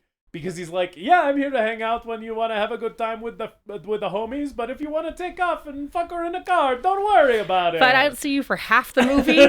Cool. I will just vanish for the entire movie and be downstairs having an orgy. I'm a balls deep in this Swedish milkmaid. And then he dies. And then he dies. He dies horribly. Yeah. Sorry, he steals a life jacket from his dead homie. Yeah. And then he dies. He does lend them a knife when they're cutting does. some True. lines away. Yes, it he is helps cut the endearing. lines. He's the only person who like comes out with a knife. He's a hero. Everyone else is scrambling and he just has it ready. He's a hero, and his reward for his heroism is being smushed by a smokestack. One of the things in this movie that I really appreciate is it's like it gives you a lot of those like little moments of like heroism where it's like, oh, this person is really trying to do good in this situation, and it's like the catastrophe is of such a scale that it's like, yeah, this little act of heroism like doesn't actually matter at all. Right, but in Rose's But fantasy, in her memory, he ends it up does, with right. Milkmaid. Yeah. So, Yeah. and they seem happy. Yeah. Sorry, we haven't actually gotten to the sinking part. Just an early observation about that. But Yeah. So thrown out there. Rose is fed up with her life. Her fucking evil witch of a mother. Hey, they have no money. It is precarious. This woman Ruth. is a nightmare. Yeah. She's like Grace Zabriskie in Inland Empire. But Just like you're an evil witch. yes. And I don't like you. And if I breathed on you, you look like you'd turn she into doesn't- dust. She had a very privileged life with her husband who died and left them with nothing in debt. So she probably doesn't know any other alternative. That's true. Yeah. Like what we do is we get married and that person fixes the problem. Yeah. And she's locked into this marriage with Cal. Billy Zane. Billy Zane. And she becomes overwhelmed and wanders to the back of the ship and thinks about throwing herself off. Yes. Wanders. No, she runs. She does run. She runs sobbing to the to the back of the ship to throw herself into the ocean. This scene, the attempted suicide scene, stuck out to me this time as one of the best scenes in the movie. I think this is one of the best scenes in Titanic, is when she climbs over the rail and is thinking about throwing herself into the ocean, and then Leo comes up because he's been like resting on a bench looking at the stars or whatever. He sees her come up, and he like very slowly and diplomatically and charismatically flirts his way into convincing her not to commit suicide. And it's like, I don't know, this scene was really working for me. I mean, I'll take any opportunity to talk to a redhead with big tits. So like, She's if it's talking her off the ledge, I'll she's do the it. definition of heaving bosom in this moment. Yeah. Like, Her, if- that Yes. wasn't be heaving. like to me, that is the dictionary definition of that. Yeah. And Leo probably knows that too in that moment. Yeah. Yeah. He's like, oh, that bosom is heaving. I gotta take advantage of that bosom. That heaving bosom. Let me at it. I've always felt weird about this scene. Really? And even this time, I felt better about it, but it's always been a little, I don't know, a little off to me, and I'm not exactly sure why. I think it's because she's driven to suicide and then so quickly talked off the ledge, and it's never it never really comes up again in the movie. She doesn't want to do it. I think that's part of it. I think what it is like she's raised in this very sheltered, privileged lifestyle where she has to fit into this little box and be the specific thing, and it is an act of desperation and kind of a cry for help, a cry for attention. Yeah, and he even says after she's safe, he says, I don't think you would have done it. Yeah. He does say that. Well, right? she finds her alternative form of rebellion. Instead of using dying to get out of it, she Right. has Jack. Right. Yeah. And I also think I think this scene works for me because I think it's paid off at the end. Because I think that her considering ending her life in this moment to get out of her situation and then seeing that there's another way out of this situation, right? Through Jack, right? Gives her a renewed it renews her interest in living, right? And then she loses Jack at the end of the movie, and then there's another moment where she has to, just like getting off the railing here, she has to choose again after the ship has sunk and she and Jack are on the piece of wood and he's dead. She's lost her other way out, right? She has to choose life again. And that's why Come Back made me cry, right? Because to me, that scene is a mirror of this scene, right? It's like her on the ledge and her choosing to be rescued at the end are the same moment. Yeah, I think it worked less well for me on previous viewings where the melodrama and the writing wasn't working for me overall. Like these are characters that are sketched very broadly that are feeling big emotions. Yes. And that just wasn't always working for me. Yeah. In a movie that is otherwise like it was really, really detailed and had a lot of care and thought put into it and the way it looks, and it's very immersive. I think the big personalities in the movie took me out of the experience too much. Okay. And they still do to an extent. Like how over the top cartoonishly evil Cal is played. It's very fun, but it's also like there are points where it's like, okay, the boat is sinking and you are going to spend a whole side mission trying to shoot this child with a gun. That all kind of works. It makes sense because he's losing everything. Yeah. And he's also never lost. He's never had anyone say no to him before, right? So it's like it drives him insane to lose. Yeah. And he even says to Jack, he's like, I never lose, right? Mm-hmm. Like that's the thing when he like invites him to dinner or whatever. Because you see that when he tries to buy his way on the boat, he's like, I have cash, I can fix things. Then he's in a situation where like the boat person says, that's not going to do anything. But yeah, he can't solve this to getting his way that not getting his way drives him violently insane. It works for me. Yeah, I mean, I think it mostly works for me, but in the past it hasn't worked as well as it did this time. Yeah. I think this is the best watch that I had of this movie. Yeah. Maybe that will factor into my verdict. Who knows? We'll see. Yeah, so this is basically when Billy Zane starts becoming a problem for Jack. Right. A problem. Right, because he rescues her from her suicide attempt, right? He talks her down from the ledge, and then as he's pulling her over the railing, she falls on top of him, and he falls on top of her, and it's a very compromising position. He's not wearing shoes. His shirt's unbuttoned. Yes, yeah. It looks like some hanky-panky is going down here. And so the boat cops come and are like, hey, get off that nice lady. And she has to be like, no, he was actually saving my life. So then Billy Zane is like, oh, in order to thank him, let's fucking invite him to dinner. And well, no, first he gives him $20. He does give him $20, which you looked up and it's the equivalent of $670. That's so crazy. That's crazy that $20 then is $670. So that's a lot of money to get thrown at you. Yeah. Yeah. Yeah. Not too bad. Not too shabby. I think it's like 2 more. Buy himself a new couch for that. For the home that he doesn't New have. Sketchbook, maybe? Canonically homeless Jack. But I don't know, a couple nights in a nice hotel. That's nothing to sneeze at. But he also gets invited to dinner here. And, because Cal's basically like, this guy's a fucking, third-class pig. He's going to embarrass himself at fancy dinner, and that'll make me look like a big man. Yeah, yeah. Molly Brown lends him her son's suit. Yeah, her she's the homie. And they go to dinner, and we get introduced to some of the class themes in this movie, which have already been peppered throughout this thing. They've been present. Cameron does an incredible job, I would say, of making this ship feel like a world. Yes, and giving you, always checking in with every corner of this ship. He shows you the boiler room. He shows you where like more men are working to keep this thing moving. He shows you the steerage decks where the lower class are working. Like even like the service personnel, it feels like he highlights a few times in the movie. Like the people who are like, yeah, bringing drinks, the band, like We do all of never it. see second class. Just think about that. Just like they don't exist. Yeah. I think aren't the couple who are in the bed towards the end in second No, class? they're first class. Oh, they're in the first people class? who started Macy's. Oh, you're right. Yeah. Yeah. Is the lady reading to her kids? At the She's end? third. Is she third? She's class? third. Yeah. Okay. Jeanette Goldstein from Aliens. Oh yeah. Real right. lady. Really, that bit didn't happen. Yeah. Yeah. Anyway, but yeah, no, I agree. I think the boat feels like a very like fully realized world for you to live in for this movie. Yeah. Yeah.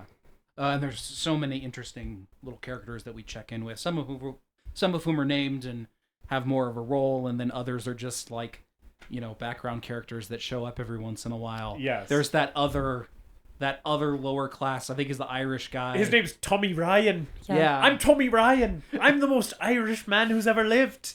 Tar titty tar.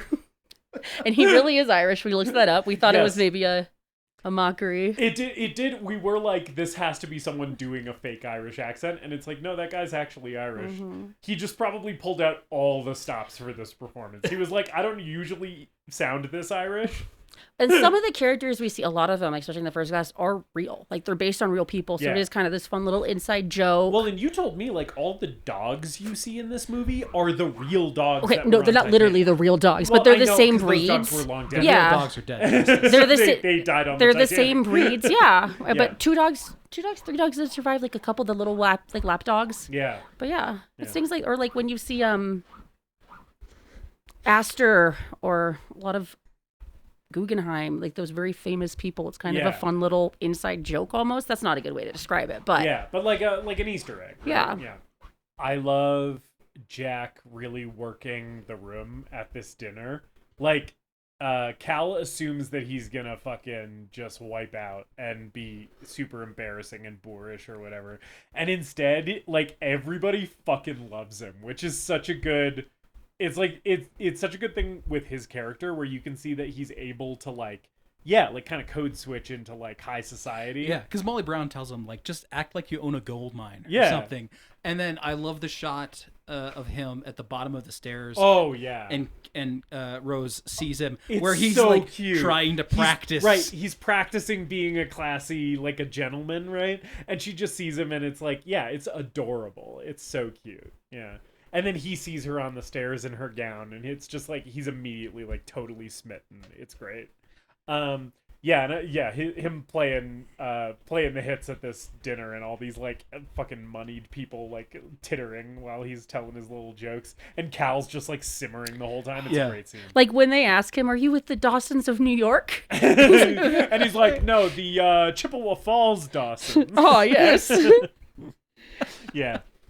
And it highlights the class themes. It highlights the like how shallow and petty this life is. Yeah. That so much of this movie, when it's focused on the higher classes, dinners or guys smoking cigars, Right. and it's like just people talking about the most menial things. Yeah. Like there's one of the scenes in here is Rose. Somewhere in here, one of those scenes that I'm talking about is Rose focusing on a conversation that her mother is having, where her mother is just like, "Oh, this little minor thing that we got wrong when planning for the wedding or planning for the trip," and like making it out to be such a big deal. Right. Like catastrophizing like the tiniest little thing. There's little detail. There's a shot of her looking at another woman with her daughter. Yes. She's trying to teach her daughter how to fold a napkin and Yes. sitting up straight and all that. I love that shot. That's such a great little moment of Rose just like realizing like, oh yeah, this is how I was raised, and like this girl's trapped in the same like cycle, like the same prison that I'm in, you know? Yeah, and she Yeah. can finally see it from a different perspective this time. Yeah, yeah. I also like, Well, that's what makes her decide to go to Jack. yeah, Like, see, Yeah. she's intentionally not choosing that life in that moment. yeah. One of those moments that also really highlights this is more or less where we're at, because after the dinner, Jack slips Rose a little note that's like, meet me at the clock, and then she does, and they go down to the lower decks, the third class deck, for the party down there, right, where there's like a Celtic band, Gaelic Storm, put a pin in that, playing. And but the moment that it ties into what we were just talking about is like, there's a great edit. Again, the editing in this movie is so good. There's a great edit where we go from the raucous, like riotous, like Celtic music and Irish dancing, and it's right when Jack and Rose are spinning in circles, and she's like, no, Jack, no, because they're like spinning too fast, right? And she's like laughing and like loving it.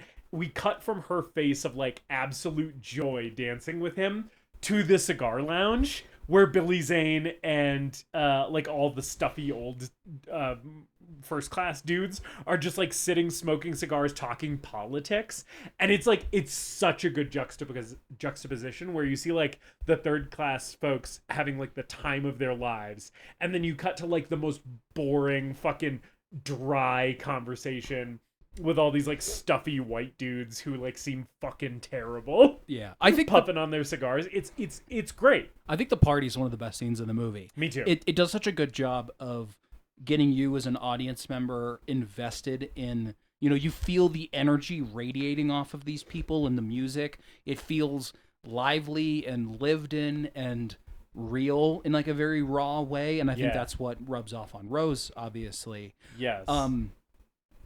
Around here in the cigar lounge is when like basically Billy Zane's servant, you know, number 2. Oh yes, Lovejoy. Lovejoy. Yeah. Says that she's gone, and they go look for her. I want to talk about this guy for a second. Lovejoy is David Warner. Yes. Is the actor. This guy's playing Lovejoy like he's the heavy in an action movie. Like, I fully expected this guy to take out a sawed-off shotgun and blow Jack away at any point in this movie. This guy's a fucking psycho. Where's his movie? Does he survive? The Lovejoy movie? Does Lovejoy make it? Feel like we kind of lose him after he locks Jack up. Well, we get him later when Cal goes after them with the gun. Right. Yeah. And then we never really see him again. Because Cal gets on the boat by himself when he takes the kid with the kid. I assume Cal gets on that boat without Lovejoy. I think Lovejoy is on the boat when it goes down. That's my assumption. R.I.P. And the whole time he's like, damn you, Mr. Hockley. Or he somehow just had an out. You know, he seems like he would have something. You know, there are times he just rides away on a killer whale. I think he might be built different. There's times when I watch this movie and I get to the scene where they're all freezing to death and stuff, and I'm like, I think I could survive that. I think I'm built different. I think Lovejoy was built different. Your toxic trait is being like, North Atlantic, not that cold. I could survive the Titanic. Do we want to know what happened to Lovejoy? Yeah. So he's last seen as the ship is breaking apart. He's clinging onto the top railing like everyone else. Oh, okay. So we presume he didn't make it. Yeah. Oh, okay. Lovejoy probably the top railing where Jack and Rose are? Mm-hmm.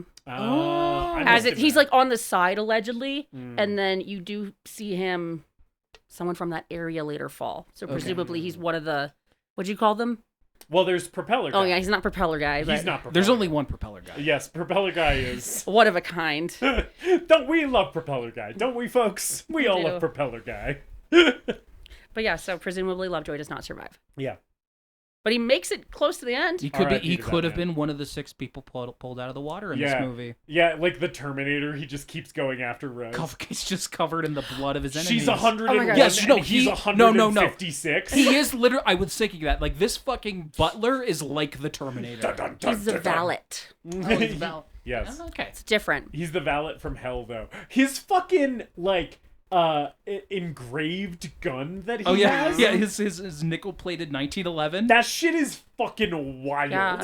I'm like, why does this dude have? And like Jack has a line where he's like, "This guy doesn't really give up. Like, what is he, a cop?" And she's like, "I think he used to be." Well, we don't know. He has no story. It's great. Yeah. This guy is fucking hilarious, though. I will say my favorite of that we talk about liking Lovejoy and Propeller Guy.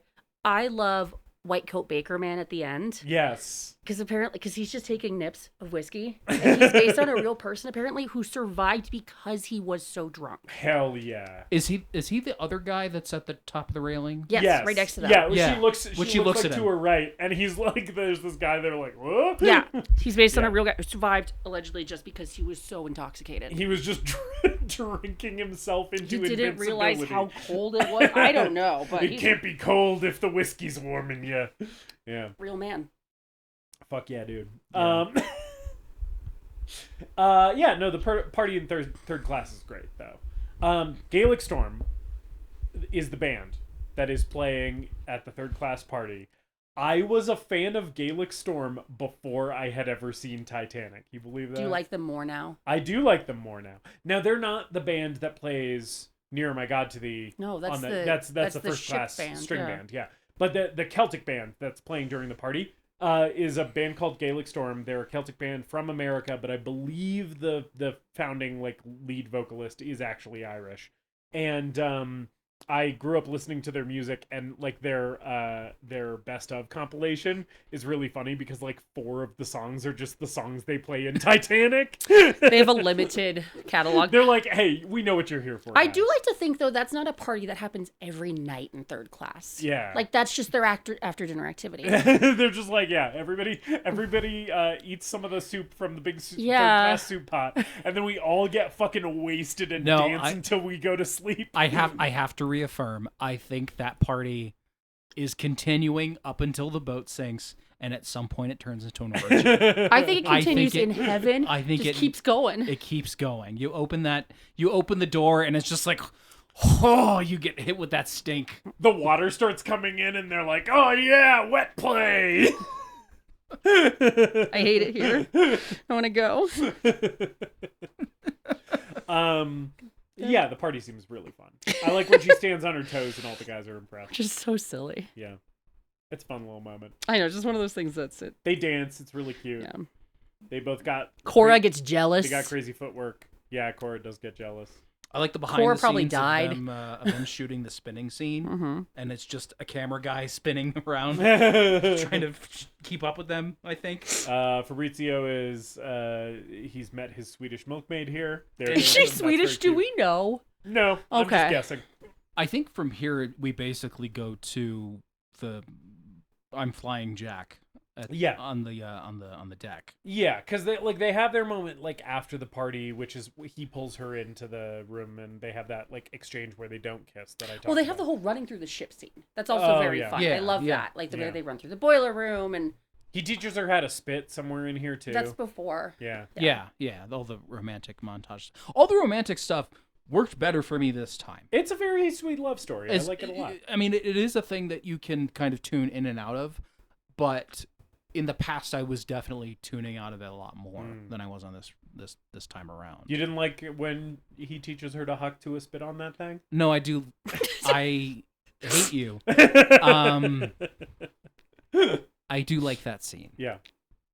You gotta go from the back of the throat. I do like. Gotta really hawk it up. I do like a lady that can spit up a big loogie. Did That's you know very it's attractive to lube me. that she's spitting out? It's lube? Mm-hmm. She's spitting out like KY jelly? So it's more viscous. Ah, Yeah. fun. That's what she hits Cal with at the end. Oh, nice. I love when she spits in his face. That's a great moment.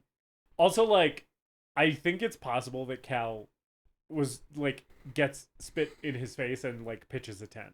He's like, oh no, that's doing it. Suddenly he learns he's really into Yeah. that. Oh shit, she spit in my face and it's doing it for me. I have to correct this. I'm gonna slap this woman the next time I see her. And he'll like that too. Ba-ba-blah. Yeah. But yeah, I'm flying happens shortly after the party. Yeah. Where they go out to the front of the ship and he's like, oh, do you trust me? Put your arms out. And it's such a beautiful moment. And then they kiss.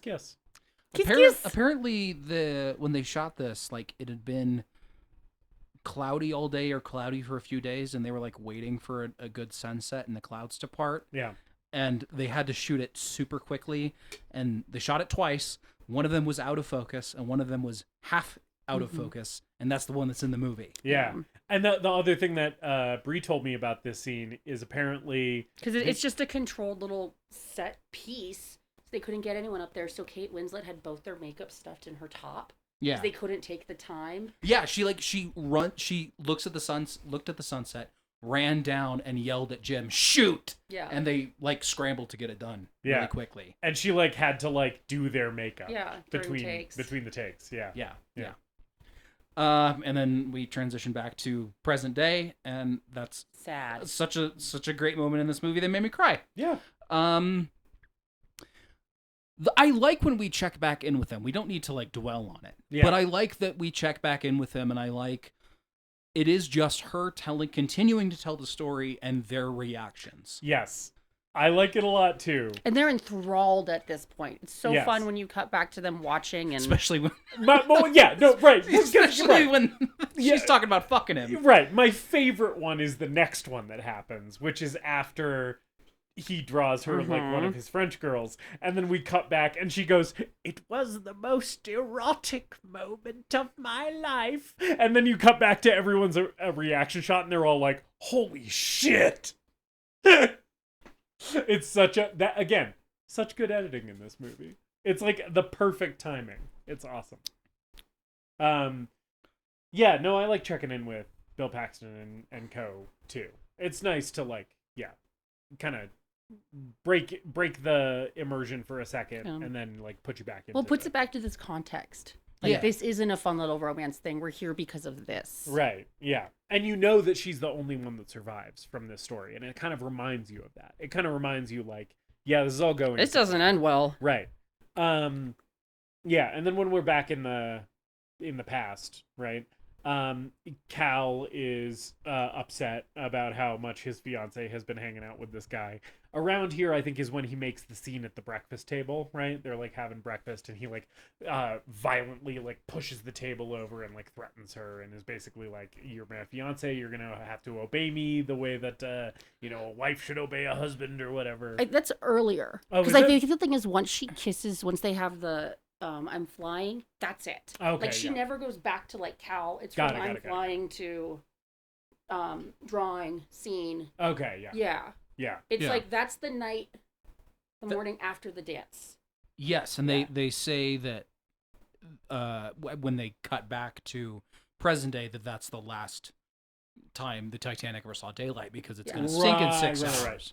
Yeah. So we basically are, but some of that other stuff, like I like him being turned away at one point. Yeah. And Lovejoy is like, "We really appreciate what you've done. Now please fuck off." Yes. Gives him when more he goes cash. to see them in church. Yeah. Also, boat church. Boat church. Every time we've been on a cruise, there's been boat church there. I like boat priest at the end. I like boat priest too. Where he's like holding on for dear life, trying to lead everyone in prayer. That guy is so good real at guy, his job. based on a real person. Yeah. That guy is so good at his job. He's like, "I'm going to keep doing this literally until I fall off this boat and die. I will continue reciting scripture for these people." Yeah, that guy rules. I also love boat priest. Yeah, boat priest is cool. So we do the drawing scene. We do the drawing scene. I love that he turns into just a little boy seeing boobs in this. Yeah, he's like, "Hachi, I think we all do, though. I mean, to be fair. Sure. Like, she comes out with the butterfly thing. Yeah. You're like, wow, she's an expert at this. To be fair, because this guy has been painting or drawing, three-legged sex workers in Paris. Three-legged? Two-legged. One-legged. That's how many legs it is when you don't have one. Sorry, I guess I was counting arms as legs. A three-legged prostitute. A three-boobed prostitute? Like in Total Recall? That'd be very funny. And she just flips a page, and it's 3 boob chicks from Total Recall. He's like, "Yeah, I met this one on Mars." Do you think this would have gone on as long if that was the case? If it was 3?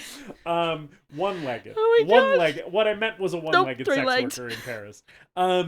Wonder what she can do with that third leg. Hey, baby, is that a third leg? She had or are a you just happy to see me? I think that foot goes up your ass in the middle of it.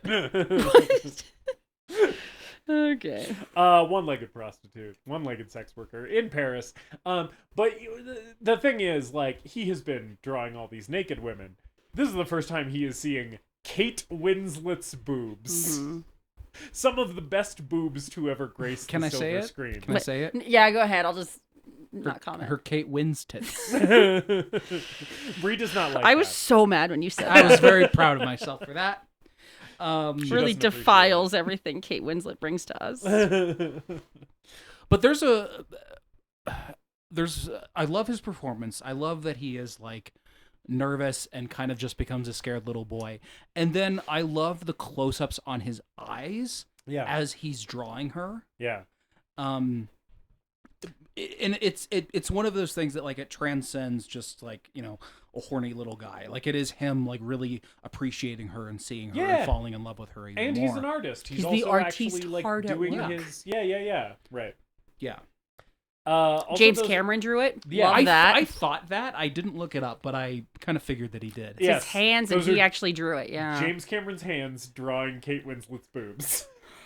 Now, did he do it from memory, I don't know. or did was she he have just... to pose again? Yeah, I don't know. I really don't know. Hmm. Either way, good for him being able to draw like that. Pretty impressive. Is there Yeah. anything that guy can't do? Keep I don't a think marriage. Yeah, father no. his children. Yeah. He's kept a marriage for the last 30 years. That's true. But, you know, it did get a little scary for a little while where his family was like, hey, you're kind of a bad dad, and he had to learn to be a better one. And then he had to Yeah. make But an they're still avatar. married. Yeah, They're still married. true. Yeah. True. Yeah, no, great scene. I mean, what can you even say about it? Draw me like one of your French girls. Yeah. She and takes then- off her clothes. I like how her delivery of that line is always so much more assertive and commanding than I remember it being. It's not like a breathy like draw me like one of your French Right, girls. because she's that's like the way no. the quote has like entered into pop Yes, culture. but That's she's how like- people will say it. Right, but she's like, no, this is what I want, right? I want something from you specifically for me, and this is what it is, and I'm gonna get it. And it's the first time in her life she's ever really wanted anything. Right, she's taking what she wants for the first time, right? Yeah, yeah. And it's erotic in Yes. in a way that is like it's kind of dirty. Yeah. And it's kind of, you know, not the type of thing that she would experience in Yes. high society. But, Well, like, not the thing she's really- supposed to do is this like subservient wife Yes. either. Yeah, and really crucially, she's the one making the choice. And she doesn't ask him, she like tells him, which I think is like it's very hot. Well, it speaks to her character growth and strength. Yes. It's also Very hot. It's also very hot. It's also real hot, yeah. Again, she's got the little butterfly thing, which is fun. She comes out of that. Yeah. God, we get great side boob, and then we don't get full frontal. He's very tastefully trying to shoot this in a way that's PG-13. Yeah. But her opening that Her shawl, wrap. that shawl Yeah. that she has on or whatever it is, I was just like leaning on the edge of my seat, like please.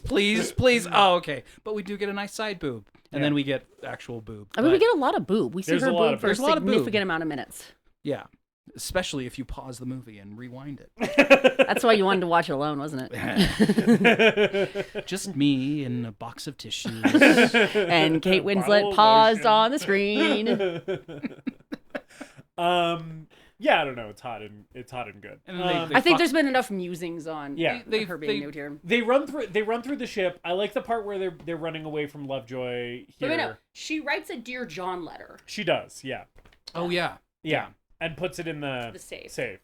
With the picture. With the and it's picture. basically like, hey, you want to fucking own me so bad? Own this, bitch. Like, I'm out of here. With the necklace. Yes. Yeah, because she wore the necklace for the thing. Yeah. And so then, like, yeah, she puts that in the safe. Then it's discovered. They get found. As they walk out, Lovejoy is still looking with her, and he sees her, and then they book it. Right. And they book it, and they run through the ship. I like when they run into... The main thing that I wanted to talk about with them running through the ship is I like when they run into the engine room with all the guys shoveling coal into the furnaces. I like when she flips him off as they're going down the cute. elevator. That's a great moment. yeah, Yeah. that's fun. Yeah. You should find that as a GIF. It's a good one. Yeah. Yeah, it's a good middle finger. And But and no, I like the boiler room stuff the too. boiler room set is fucking insane. Of course, there's the famous piece of trivia about this where they hired actors who were notably very short to make all of the machinery look bigger. They're all 5 feet or so. It's this is one of the craziest sets in this whole movie that is full of crazy sets. Because so much of this shit is practical. Like, very little of it is CG. And it looks amazing. It looks so big and expansive. Did they build the whole thing? I don't know. Or is it only a portion of it actually, and then the rest is? Well, there's definitely some CGI compositing There's some, yeah. with these scenes.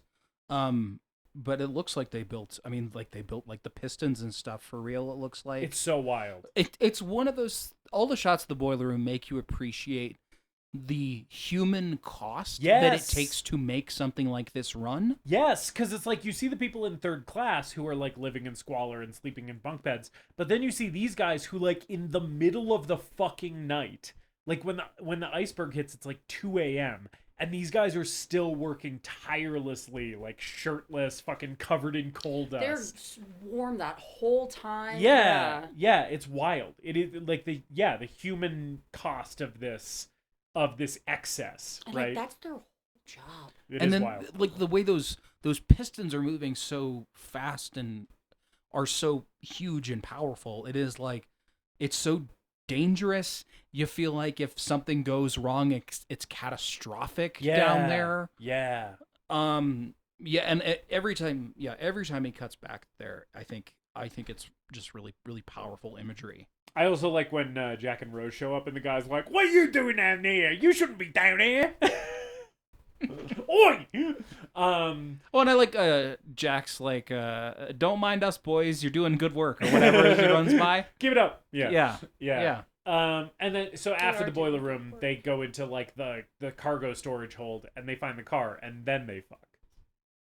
And they do. And They- that hand goes, Oh man, That the one hand. Yeah, it tells you a lot. And then like we cut to them inside the car, and he clearly like just nutted right before the shot starts, and she's like, "You're quivering," and it's like, "Yeah, dude, he just had his fucking shit rocked." again, I asked the same question that I did to you last night. Where's that blanket come from? No, Oh, never mind. what was the other What was the I'm question? not going to have those words come my mouth on air. Wait, what was the question? We can cut it out. Will you cut it out? Yeah. So he pulled out, presumably. Oh yeah. Where did the cum go? Like, did he just, like, blast it on the chair or something? Am I cutting all of this out? Is she swallowing? Well, they're up together. Yeah. And we also talked about it last night, and it's like she seems like she wouldn't be a swallower. Yeah, She doesn't seem she like seems the like she type. wouldn't even know that's a concept that existed. Right. Also, imagine being like, "Hey, yo." So did he nut in her? I think he nutted in her, and it But just then didn't that means she is running around the whole time with cum going down her leg. It depends on how deep he got, I guess. Or No, that's still how. What? or when those guys I don't know. I've never cream pied anyone, so I can't speak to it. Or when those guys that's unfortunate for you, my man. That's to me what happened. They open the door and they just see I a recommend it. giant puddle of cum there. Like, that's in my head what happens. Yeah. Right, like they open the door and like see the steamed up He's like, car, "Gotcha." He's like, and then "Aw." there's just a puddle of cum. They got me. And then, like, 2 minutes later, they die. Yeah. That's true. And that guy's just like, "Man, I went looking for this rich lady and this fucking scamp that she ran off with, and all I found was this Then pile I of got cum, cum and now surprised, I'm and then I being died. crushed by a wall of water." Are you thinking about this now? I really am. Where do you we think have to he leave it came? in now. Is the problem? I think we have to leave it in.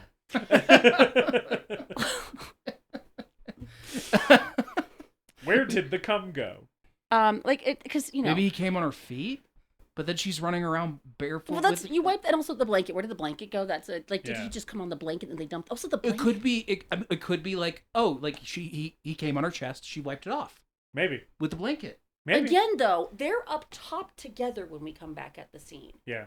That takes a little bit of maneuvering. I don't know. Maybe he was able to like arc it, backed up, and it just like. Maybe my man just has real small loads. Like maybe this was kind of like a non-issue. Maybe just she finished. Not what happened, but That would be nice, though. We'll go with that. Canonically, only she Finished. finished. We definitely know she finished. It's her first time. She probably did not. She probably did not. That's what Bree told me. I'm last sorry. night. What is that hand? If not, She could still be having a fun time. I know, but like, I feel like that's I don't know. He maybe learned some things from those ladies in Paris. I put a lot of thought into that in this part. Like, what does he? Because no, what do they do? I don't know. Also, I love the idea that if she had gotten pregnant Yeah. and like that, but we know It'd be funny if the reveal was that like the daughter was actually his, but she's like not the right age. well, that's her granddaughter. Yes. Or her great granddaughter. Oh yeah, her granddaughter. Yeah. Anyway, So where did the cum go? come mystery aside. Then they basically the next big thing that happens here that comes up is an iceberg. No, Is then, not- yeah. then the iceberg fucks the Titanic. Yes. Then the iceberg breaks the Titanic's Yes. hymen. The iceberg assaults the Titanic. Giant iron BBW destroyed by fucking a rock hard iceberg. It's remarkable that the visual effects in this movie, almost 30 years on, still look quite excellent. It Yes. looks so much better than things that are out there now. About like 90% of the time. Yeah. I think the iceberg is one of those 10% where it's like, that's a video game iceberg. It looks like a 90s effect, but it looks like a pretty good 90s effect. Yeah. Yeah. I like the guy who's like, I can smell icebergs, and then they fucking hit an iceberg, and the guy turns to him and is like, smell him, can you? And he lives. Yeah, The iceberg guy. We see him on the boat get away. that's true. That's true. Yeah. So A lot of little wieners get away on those boats. The fucking guy who funds the whole thing. Oh, Ismay? Yeah, that asshole. He gets away. He's Him and his little mustache. He's a little and his wiener that gets on one of those fur boats. robe. I like the death stare that one of the crew, he's one of the featured like crew members of this Yeah. this part of the movie. This is like, he's giving him a death stare as they lower Yeah. the He's like, you lifeboat fucking slowly. piece of shit. Yeah. And then you just see him staring off into the distance being like, I am a piece of shit for like the rest of the movie. It's great. In real life, he did go on to be like very notably ashamed of that. Yeah, I Which, would be as too. you should be. I would be too if I fucking bankrolled this boat that sank and then took a spot on a lifeboat. In the beginning, too. He's taking it early enough. Yeah. We're yeah. not we're not exactly there, but there No, are we're there are some families that were a little upset with how their ancestors were portrayed in this Of movie. course, yeah. I think the guy that shoots the gun Mhm. and then kills himself. Yeah. I think that was criticized as inaccurate Well, it's by not- the he didn't family. really kill himself. Well, Yeah. on the one hand, like, I'm very sorry to those people that they had to, see their ancestor depicted inaccurately. On the other, it's rad as fuck On that the the other guy. hand, that's the best moment of this movie is when that guy fucking commits public suicide in front of a crowd of That's people. the best moment? Yeah. Okay. I like that guy. Kills two people, blows his brains out. I like him committing public suicide. Is he in front of better a than crowd of Propeller Guy though? I kind of think that the guy who blows his own brains out is better than. I think Propeller he Guy. hit harder for me this time than Propeller Guy. Propeller Guy was just Propeller like, Guy hit that's my harder." old friend. Come to Yeah. come to visit. Sit down. Can I get you anything to drink? Propeller Guy, lovely to see you. As always. It's been a while. And then Suicide Guy came in. And I was like, holy shit! The life of the party arrived. Sorry, Propeller Guy. Just give me a second. Hello, public suicide man. Yeah, I love that guy blowing his brains out in front of that crowd of people. I love and it. clip. I love to see it.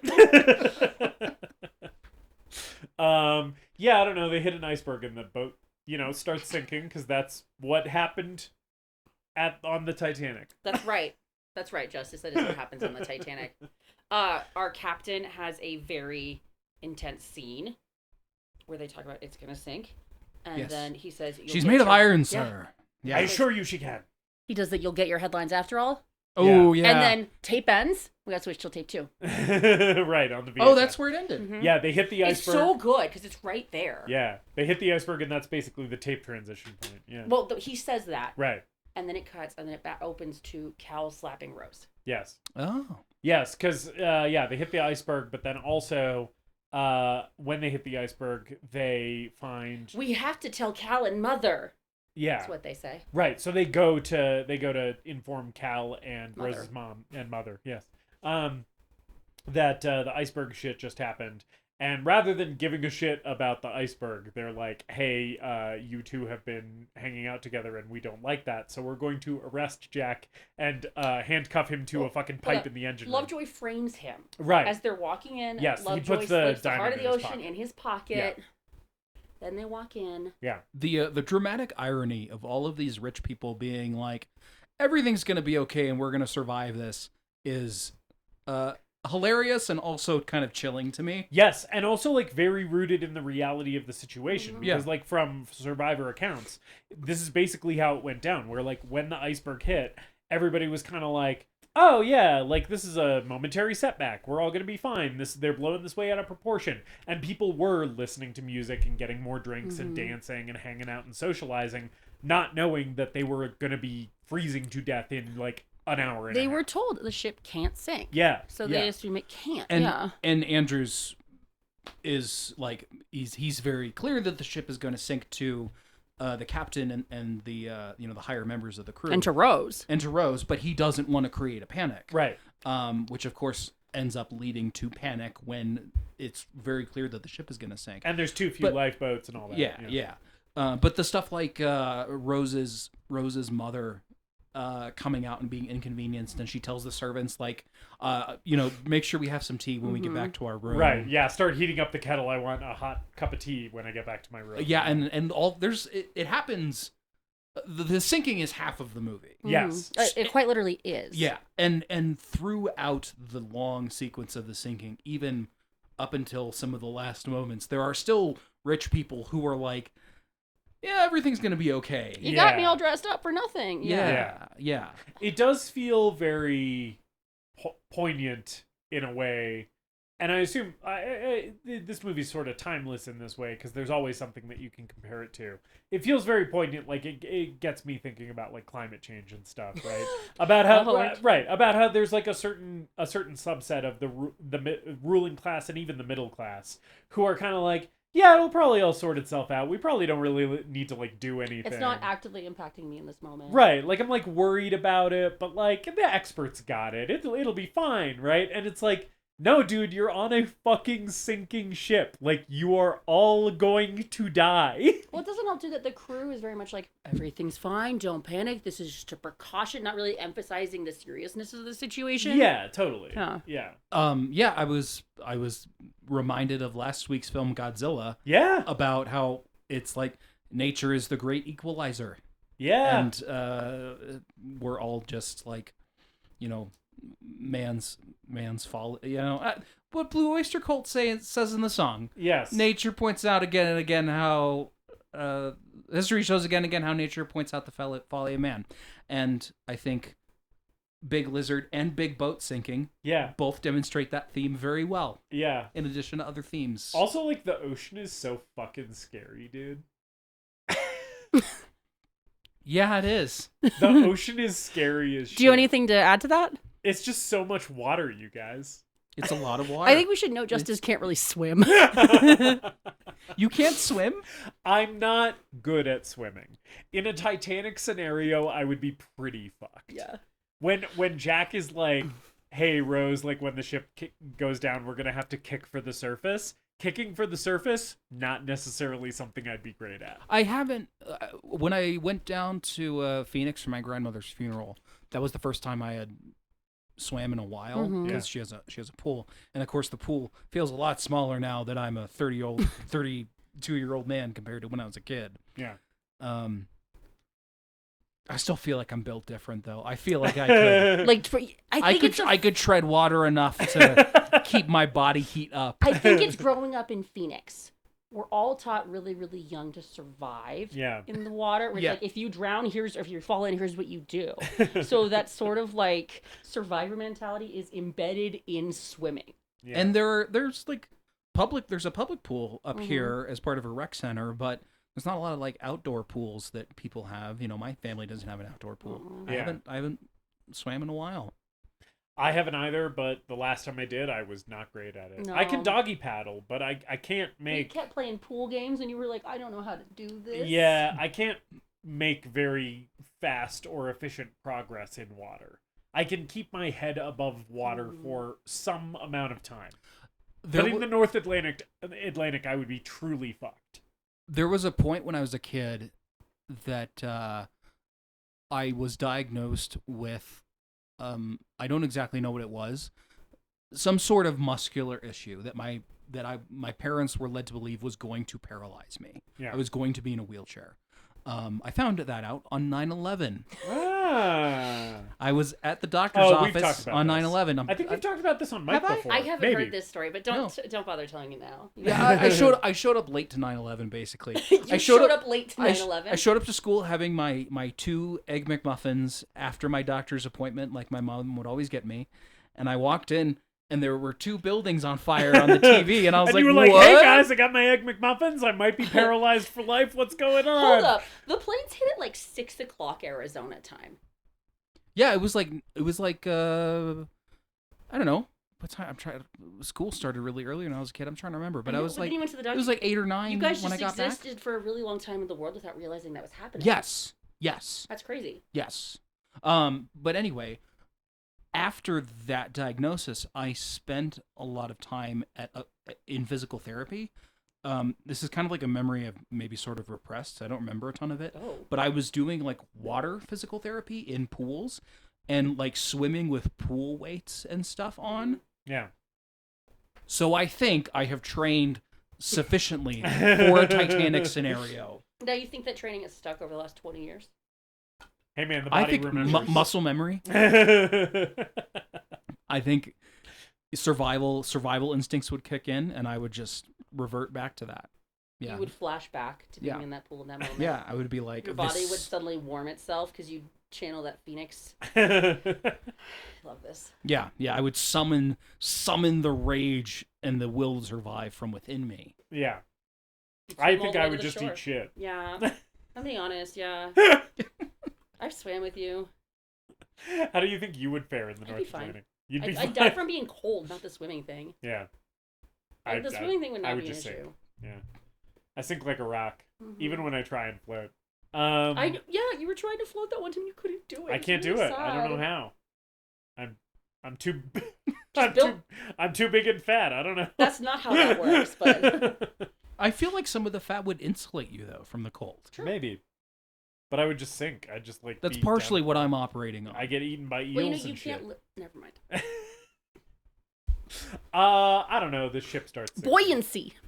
All the shit where the water starts coming in, it like starts flooding the boiler room.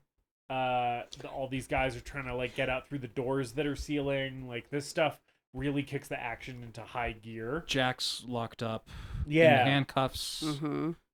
in a storage room somewhere. Yeah. Yeah, it's like James Cameron starts swinging his dick and being like, "Hey, remember that I make some of the most Right. satisfying action blockbusters of all time." Right. Remember how I made fucking Terminator 2? Like, buckle up, bitch. Right. And Is I'm sort also of and remember how I made The Abyss? I'm gonna also try to drown my entire cast in this one. It's a big passion of his. The whole sequence where Rose goes to rescue Jack from where he's like handcuffed on the lower decks. This sequence is so great and like so like eerie and scary. Yeah, there's a little bit of his horror sensibilities that creep in here too. Like for a couple minutes in this movie, Kate Winslet is kind of like Ellen Ripley Mm-hmm. in Aliens for a second, where like the lights are flickering. The lighting does so much for this. Yeah. Yeah. And like the ship is making all of these creaking, eerie, scary sounds, right? She's alone and there's only a couple people that run through that she's able to interact with. Yeah. But everyone has No one will left help her. and they're all trying to survive. Yeah. Yeah. It's this whole sequence is great. And this is when they start calling for each other, and the remainder of the movie, 90% of the dialogue is Jack, Rose. It's just the two of them screaming each other's names for like the remainder of the movie, basically. Well, sometimes we frost whisper it. Yeah. Jack. We also get a lot of women and children first. Women Yeah. and children first. Only women, no men. I'll shoot you like dogs. Yeah. Yeah. So she gets the fire axe and cuts his handcuffs here. That whole sequence is great. It's like it's really tense. You really feel it. Cameron does a great job of injecting humor into the end of the movie too. Yeah. In a way that doesn't feel forced. Maybe the funniest joke in the movie is her going to find help when he's because she like they're looking for the key and she can't find it, and she's like, okay, I'm gonna like go find someone who can help us, and he goes, okay, I'll wait here. And he's like handcuffed to the pipe. It's such a funny joke. We did come up with an alternative, which is Titanic Saw version, Oh yeah. where they can't get him off, so they just chop Yes, his he arm just has off. to. Right. It's like she gets the axe and she just cuts his hands off, or one of his hands off. I I'm guess. going to drown. Rose, you need to go get help. If you can't get help, I'm going to bleed to death. Or will he drown first? No one knows. Captain Smith, your ship is on a collision course with an iceberg. Jigsaw just rolls in. Mr. Ismay, I want to play a game. For too long you have exploited the poor in your boiler rooms. There are only half of your lifeboats on the ship. Live or die. The choice is yours. Jigsaw definitely gets on the lifeboat. I think Jigsaw's in the iceberg. I've placed an Jigsaw iceberg is in the the iceberg. direct. I think Jigsaw's piloting the iceberg, and he has a little control room in there. Oh, he's not on his little bike. The iceberg just has the fucking clown face on it. Yeah, a little bridge we never stands see out. the other side. I mean, Yeah. I would pay so much money for that I've version. placed an iceberg in the direct trajectory of your ship. This diphead thinks he can smell it. He can't. You have exactly 15 minutes to respond. Yeah.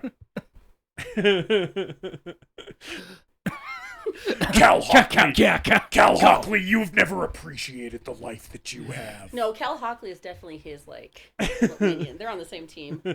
Cal Hockley, you put the diamond in the coat. You put the coat on her. The diamond or your life. Choice is yours. You can wander the flooding lower decks to retrieve the diamond or escape with the small child. But instead, what do? We leave the child to die. Oh yeah, he abandons that child like he's fucking Daniel Day-Lewis. And I had never noticed that until this viewing. I love that the movie sort of frames it as like he looks down at this kid and it's like, oh, maybe I have a child. Maybe Right. he's turned things around. Maybe he'll he's gonna save be this child. heroic. And then he just picks up this kid and he's like, I got this fucking kid, let me through. And for a second when we were watching it last night, I was like, well, he is a piece of shit, but at least he's a piece of shit who's saving this kid, right? Because it's like, yeah, he's using her as a prop to get himself on the lifeboat, but he's also saving this kid in the process. But then that fucking lifeboat goes down and he only saves himself. And we never see the kid again. No, So it's like, that kid in that moment, fucking drowns. he's like, well, not my problem. Yeah. He's like, oh, this kid? No, fuck that. I'm getting off this. So in other words, Cal murdered a child. Yeah, basically. I thought the kid was handed off to someone else. I don't know, thought the maybe. kid went into a lifeboat. Yeah, maybe. There's definitely Well, he there's- gets in the lifeboat. we definitely get frozen dead kid We do. in the water. We get There's a frozen, frozen dead baby. yeah. Yeah, which is, again, this movie goes hard as fuck. It's like pretty brutal. We love when afterwards. someone will bring us a dead baby. Well, it's yeah. I think You don't want that part cut out? You know what I mean? No, that's fine. That's fine. That's very on brand. Directors don't like to go there, is what I'm saying. Yeah. I think Maybe you should cut out. No. It's all staying in. I think part of what made this movie so successful was Cameron's ability to create a compelling romance that is melodramatic and over the top, but connects with the audience's emotions, and then present the sinking of the Titanic as close to historically accurate as possible and not flinch away from it. Yeah. It immerses the audience Yeah. in feeling the terror and the weight of the situation. Yeah. Like when all the lights go out Yeah. and you just hear screams in the darkness, holy shit, that's so effective. Yeah. Well, and we're basically there now, right? Because after she gets him, Yeah. after she cuts the handcuffs, then we're at the part where they're like clamoring at the gates to get up to the high upper decks from the third class deck. And there's all these people who are like, give us a fucking fighting chance to survive. Which is notably not. That didn't happen. yeah. Like, but if, as a narrative, apparently, yeah. the White Star Line was very upset about that. Oh, really? That they like provided documentation proving that didn't happen. As the narrative, as a narrative device for the movie, especially for its themes about class, though, it's a really compelling moment. right? Where they're like clamoring to get out through the gates and they won't let him through, and they go to the other gate and like they pick up the bench and bash through the gate, right? It's that shit is it's like it's one of these tiny victories. It's one of these tiny moments of heroism that like doesn't end up mattering that much. Isn't that earlier? I think it's after she gets him out. Well, because after she gets him out is... Because she gets him out from the lower decks, and then they have to escape together. I don't remember. I think that is one of my issues with the sinking sequence. Because, it is so long, and I think it needs to be long. But some of the, like, motivations for going below decks and coming back up, it's chaotic, and it's supposed to be chaotic, but it is a lot to keep track of as this movie is getting close to that 3-hour mark. Yeah. I don't think this movie is too long. No, me either. But I think it's 3:15 well spent. Yeah. Yeah. I do feel the length, though. Yeah. In a way that I maybe don't with... I think I already talked about this. The way that I don't with Cameron's other movies. Yeah. I mean, they go up and down a bunch because they get out the first time by bashing down the gate with the bench, right? And they like with Tommy Ryan and Fabrizio, they all like storm the upper decks, right? But then after they get up there, they run into Cal again, getting onto the lifeboats, and this is when Cal and Jack both kind of like send Rose onto the lifeboat. Right, and Cal says, like, I have an arrangement for Jack and us to get off on the other side. Yeah. And Jack is like, so you're full of shit, aren't you? And he's like, you betcha. Yeah. I do like that moment, though, where the two guys... Yeah. It is kind of a humanizing moment for Cal, where you kind of see that he, even though it is coming from a place of self-interest for him, where he like wants to keep his perfect fiance alive so that his future is assured or whatever, it is still kind of like a moment where it's like he is shown to care about Rose's well-being in a way, because it's like he does like lie to her to get her on the boat. Well, at this point, he had his deal. He had the option to get on the lifeboat, and he doesn't because he sees Rose in this situation. Yeah, because he's like a piece of shit, but he's also a human being, and there is some part of him that genuinely cares for her. Like, even though more of him is like obsessed with like money and status or whatever. Like, there's a real human being in there somewhere. Well, this whole sequence shows the humanity of everyone on board. Yeah. It shows the ways that they are selfish, the ways that they act in desperation, the little acts of heroism and kindness that show up. It is James Cameron's microcosm of the human experience when faced with the inevitability of tragedy and death. I just think that Cal is maybe the one that is like the one character that is played so over the top that you lose some of it, but even still, there is even still a way that Cameron is able to humanize him and inject some of that. There's like a glimmer, other shade to him. Yeah, that there's other like side to him. a glimmer in him where you're like, this person is maybe irredeemable, but he's still like human, you know? But yeah, so then she gets off the boat. You're so stupid, Rose. Why did you do that? And it's a beautiful moment, and David and I are both crying. Yeah. And then we go running through the lower decks with Cal waving a gun around. Yes, because Cal takes Lovejoy's gun and starts shooting at them, right? Because he's like, well, you know, I never lose, right? And then they run into the guy that's locked the gate. Yes. Or the locked gate and the guy with the keys. Yes, right. Because they run off and they're trying to find another way to escape. And there's a guy with the key who like tries to help unlock the gate for a while, and then he drops the key and he's like, sorry dog, you're on your own, which like I understand. Like I relate to this guy where he's like, I tried to help, I dropped the key, sorry about it, I am not gonna die for you people. I feel like this is the guy who I would be in a Titanic situation, where it wouldn't be like full Cal, like throw other people under the bus to save my own skin, but I would be this guy where I'd be like, fine, I am willing to help you to a point, but once the water gets up to my chest, I am getting the fuck out of here. Yeah. Like, I'm sorry, you're both so beautiful, your love is so pure, I am not gonna die for you, motherfucker. I feel for that guy. I do feel for that guy. Yeah.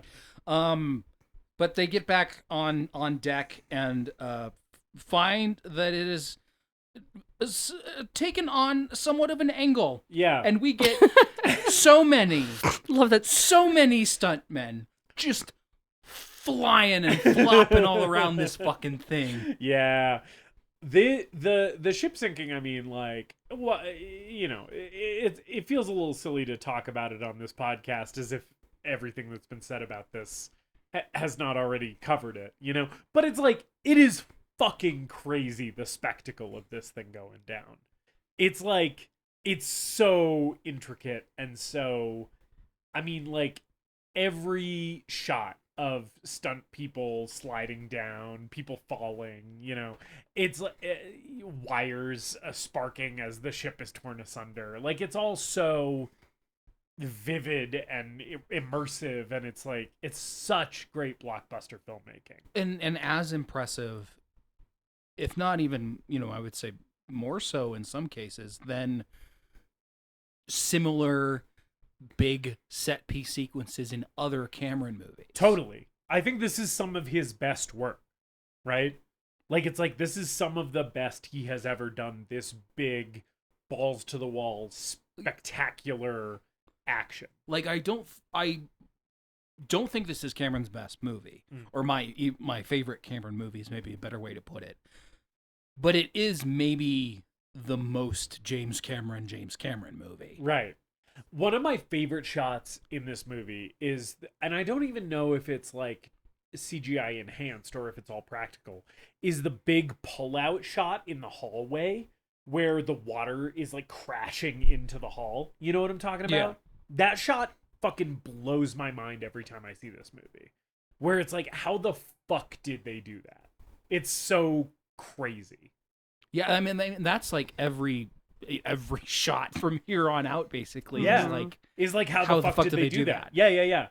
Because like when the lifeboats start, because obviously like Rose's mom and Kathy Bates get on one of the lifeboats, and we keep checking in with them, and their view of the Titanic sinking, it looks for all the world like an actual giant boat sinking in the North Atlantic being filmed from a lifeboat a few dozen yards away, you know? It like looks so real, you know? And like anytime we're checking in with them and seeing their view of it, there's the great aerial shot where the flare goes up above it and you just see the vast expanse of like black water that this like tiny little like spark of light illuminates. Or when the lights within. go out and they zoom out and there's just nothing except dark. Yeah. It's so powerful. Well, there was people forget, like, this movie is one of the most successful movies ever made, and it's, you know, all of that. We know that, and we've lived in that for the last 30 years. People forget that this movie's success was in doubt for a while because of the soaring budget, because of delays in shooting, because of the sheer scope and scale of this thing. And Paxton talks about, you know, he's filming his little scenes isolated from everyone else. He went to the set that day, or went to the set one day, and even just pulling in and seeing the ship was impressive and gave him some hope that maybe this movie was going to be worthwhile. Jim's gonna pull it off. He's gonna pull it off. Yeah. And then when the studio started getting footage sent back, which it took a while for them to start seeing footage, one of the guys at the studio, I don't remember his name, in the behind the scenes, he talks about one of the guys in the studio fighting to give Jim more money to finish the movie. Yeah. Because the footage that they were getting was amazing. Isn't that kind of the magic of James Cameron, though? It's like he makes the most expensive movies anyone's ever made. He's like a big name in Hollywood. He can basically, like, he has a blank check anywhere he wants to go. He can make whatever he wants. And yet, he is so good at his thing that it's like he doesn't need to rely only on the cachet of his own name, because it's the results that get other people to buy it. You know, like, people start seeing the dailies and they're like, fuck yes, I want in on whatever this guy's doing. Well, and it's, you know, it's because by Titanic, he already had a blank check. He had made Aliens, he had made Terminator 2. Like, he was like he was the guy. But he was making Titanic thinking that his career was going to be over. Yeah. He was he was fighting every day for this movie and just thinking like, well, if it doesn't make any money, at least I want to make the best movie that I can and a movie that I'm proud of. Yeah. His, True Lies had made a bunch of money. Terminator 2 had made a bunch of money. The Abyss was really his only financial disappointment. But I think his star had faded and there was more doubt being cast on him. Well, it And- took so long too. Yeah, it was a long process. They were shooting down at the Wreck in '95, and like he pitched the movie to them before they even had a script. It was just Yeah. this idea. But it's such a testament to his talents as a filmmaker that it's like, even when things are in doubt, as soon as you give this guy enough money for him to start shooting shit, people see the results of that and are like, he has to be able to finish this. Yeah. And I mean, every movie's a war for him. Every movie's an uphill battle, and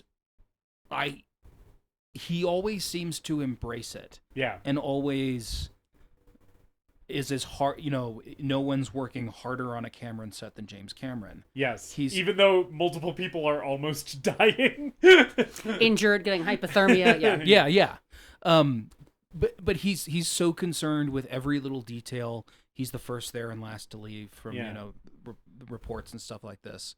I know, like, I think Kate Winslet was like had a very rough time on this movie, almost drowned and all that, and like didn't want to work with him for a while, and then came back for She's back Avatar. for Way Water. Yeah.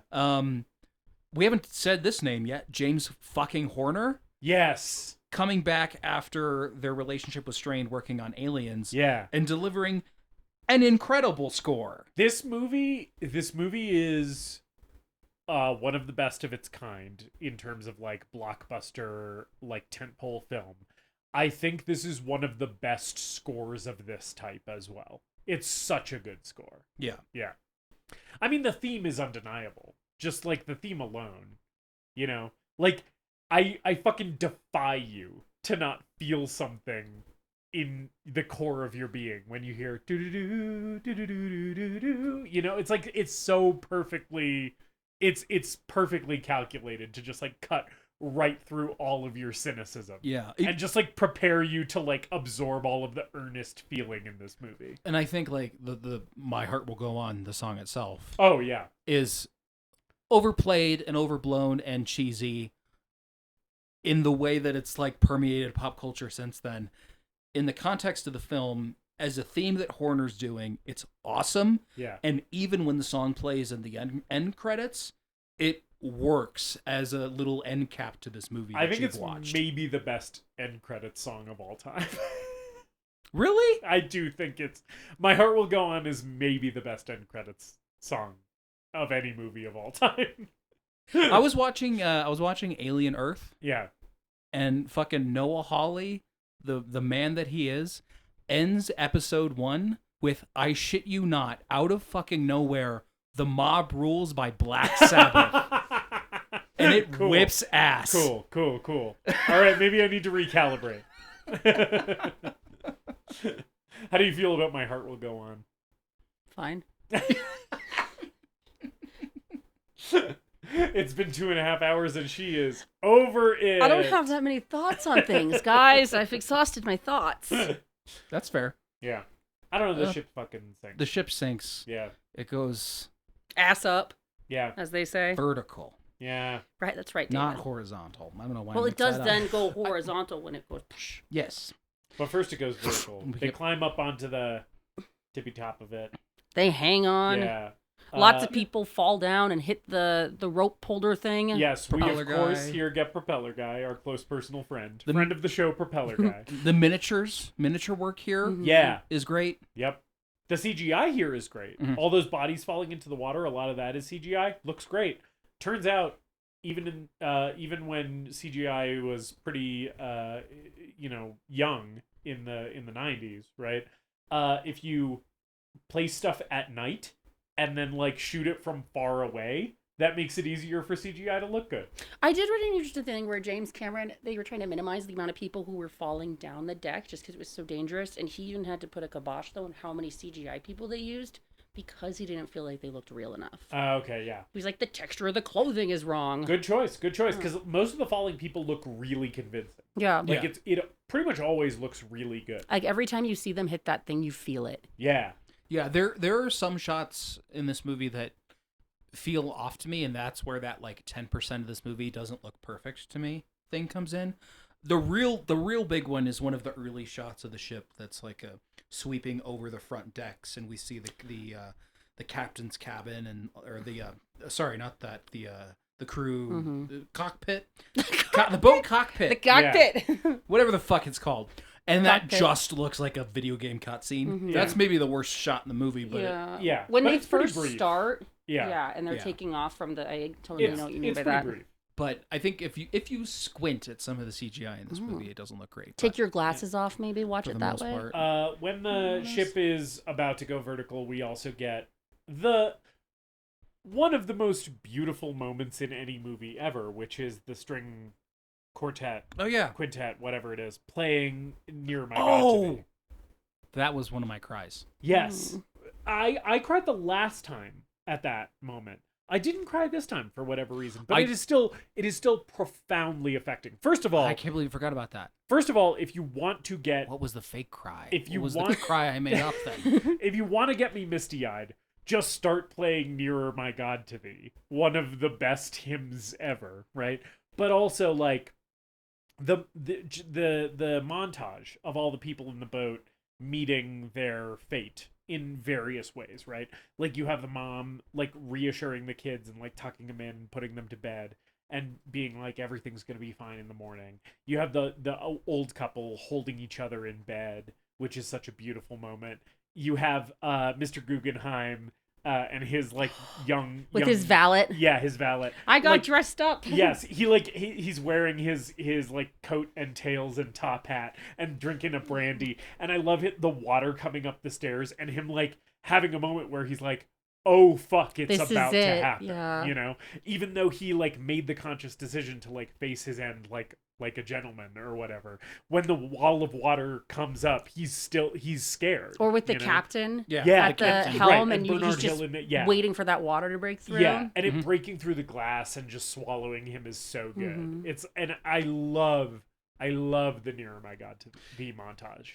It's again one of the best things in the entire movie. What got me to cry was the violinist starting to play, Yeah, and the other musicians coming back. yeah, And this is real story. The I think playing while the Yes. ship went down is a real story. it's Yeah. real. But we yeah. can't speak to the the leaving and coming back bit. Yeah. But Yeah. And when they end the song and he says, "Gentlemen, it's been a privilege playing with you tonight," that always really fucking gets me. Yeah, It's good shit. That was one of my cries. Then I can't remember what the fake one was, Yeah, but yeah. And then the ship goes vertical after they played Nearer My God. ass up. That's Well, then they're hanging onto that railing. Head down as a I think the scariest thing in this movie is the thought of that being on the ship while it's going down and then being sucked down because of the suction of the ship. Yes. Yeah. Yeah. And they set that up really well. They set up all of this really well. Like when Rose is going to commit suicide, Jack talks about what water this cold feels like. And they plant that seed so early in the movie, and then you see people in the water later, and you're like, "Oh yeah, it's like 1,000 knives in every part of your body, right?" Like he said earlier. And again, like when they're about to go down, he talks about the suction. It's like, yeah, they set it up so well. And then so the ship goes down, and they like have to like kick for the surface. They lose each other. The moment where she surfaces, and it's just like a screaming, thrashing pool of humanity, is like so harrowing. I forgot how like upsetting it is when she surfaces and you have all these people thrashing around in the water and screaming, you know? And there's like the guy who grabs her and tries to like use her as like a buoy to like keep himself afloat, and he's like dunking her head underwater repeatedly, you know? And at this point, it's dark. There's no lights. So Yeah. it's like they're just doing this all in the night. Yeah. And also just like, you know, just props to, you know, Cameron's fucking film production, right? There are so many actual human bodies in this water. It's crazy how many In- people. in water that was cold so he could get their breaths on camera. Yes. Yeah. It's Yeah. crazy. And yeah, eventually they find each other. Jack like punches the guy who's like dunking her underwater. I do love the in ocean punch. Yes. Like Water punch. Yeah, I mean, he fucking freezes. They climb on the wall. She climbs on the The plank thing. plank. the I- paneling. The paneling. They do both try and get on it. Mm-hmm. It starts to tip over. Yes. So people who are like they could both fit on Cool. the thing. The complaint is with later where she's entirely laying on it. Yeah. Where her whole body is out of the water. He probably lost most of his strength by that point to climb on it himself. Yeah, but I mean, it's just, I think that's people's, she could fit her entire body on there and they couldn't get him on it. So. I think it still would have gone under. Watch the Mythbusters about to episode. say. I don't give a fuck. Fuck you. But regardless, it's a very moving ending I to this little romance. there's the scene with Molly Brown on the unsinkable Molly Brown on the lifeboat, being like, "Those are your men out there, screaming and dying in the darkness," and she tries to get them to sail over, but no one, or row over, but no one does. Yeah. Um, And she's like, I don't understand any of you, which I think is such a good line. yeah. I like how this scene accurately depicts how little like the human voice travels, how dark it is out there, how helpless you are out there in the water. Because, you know, all those things that might be popping up in an audience member's head where it's like, well, why don't they just do this? Why don't they just do that? And it's like, you know, even the guy blowing the whistle, you can hardly hear him off in the distance. Yeah. Rose is so frozen and cold and riddled with hypothermia that her voice can barely croak out the words "come back." Yeah. Um, It also, like, the scene with Kathy Bates on the boat, and some of the earlier stuff, too, when the boat's going down, where you have all these people trying to, like, clamber onto the lifeboats. You have people trying to bribe their way on, buy their way on, sneak their way on, right? All that stuff really also makes you think about, like, what you would do in a situation like this, right? Where it's like, yeah, like... much like a Saw movie. Right. Right. Where it's like, yeah, like, in a situation like this, like, would I be looking out for the interest of other people, or would I just be trying to save my own hide any way possible? And I love the moments where, like... Jack Dawson, Jack you can freeze in the water, or climb on the door and drown you and Rose both. Choose. Jack Dawson, your sins have followed you onto the Titanic. I saw what you did with that one-legged sex worker in Paris. Anyway, Let's see you draw those pictures with one hand. The one-legged sex worker gets his hand, so then she's got 3 hands, 1 leg. 3 hands, 1 leg. I think I've seen that. I think I've seen that online video in some of my Your my research? travels. your travels in the Google Incognito tab. Ah, yes, 3 hands, 1 leg. I know it well. You open your Google Incognito and you're like, oh, he has time to travel. I love that. That's really fun. So I'm gonna take a quest to the bowels of X videos. Again, that shit would not be on X videos. I'm pretty sure. I don't know why X videos is my go-to. It's been my go-to lately. I didn't even know X videos existed. Sorry, we're talking about pornography. I get that. Thank you. I get that. Didn't know that was a thing that existed. Not pornography, the site.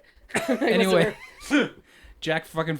No, you were saying something. I don't know what I was saying. I don't know. Jack fucking freezes and she pushes him off and he sinks to the bottom of the ocean. Yes. He does. Our guest has Your left. wife just walked away.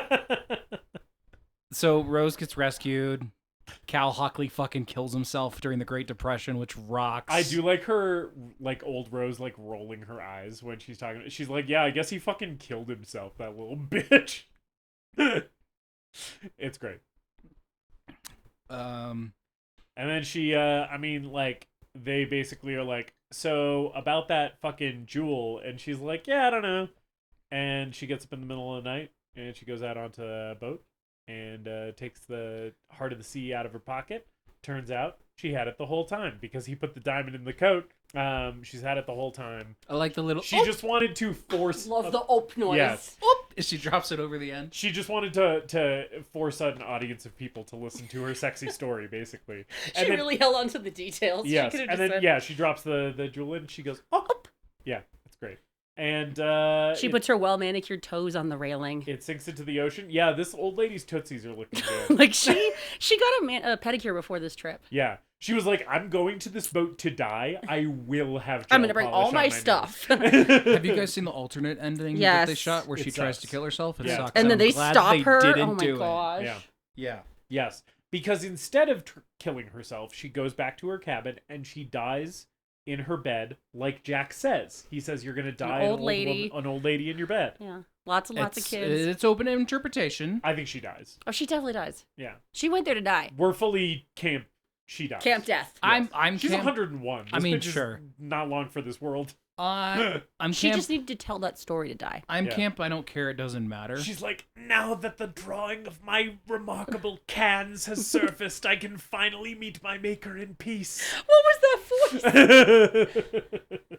I don't know, man. Very near H.R. Geiger, but not exactly.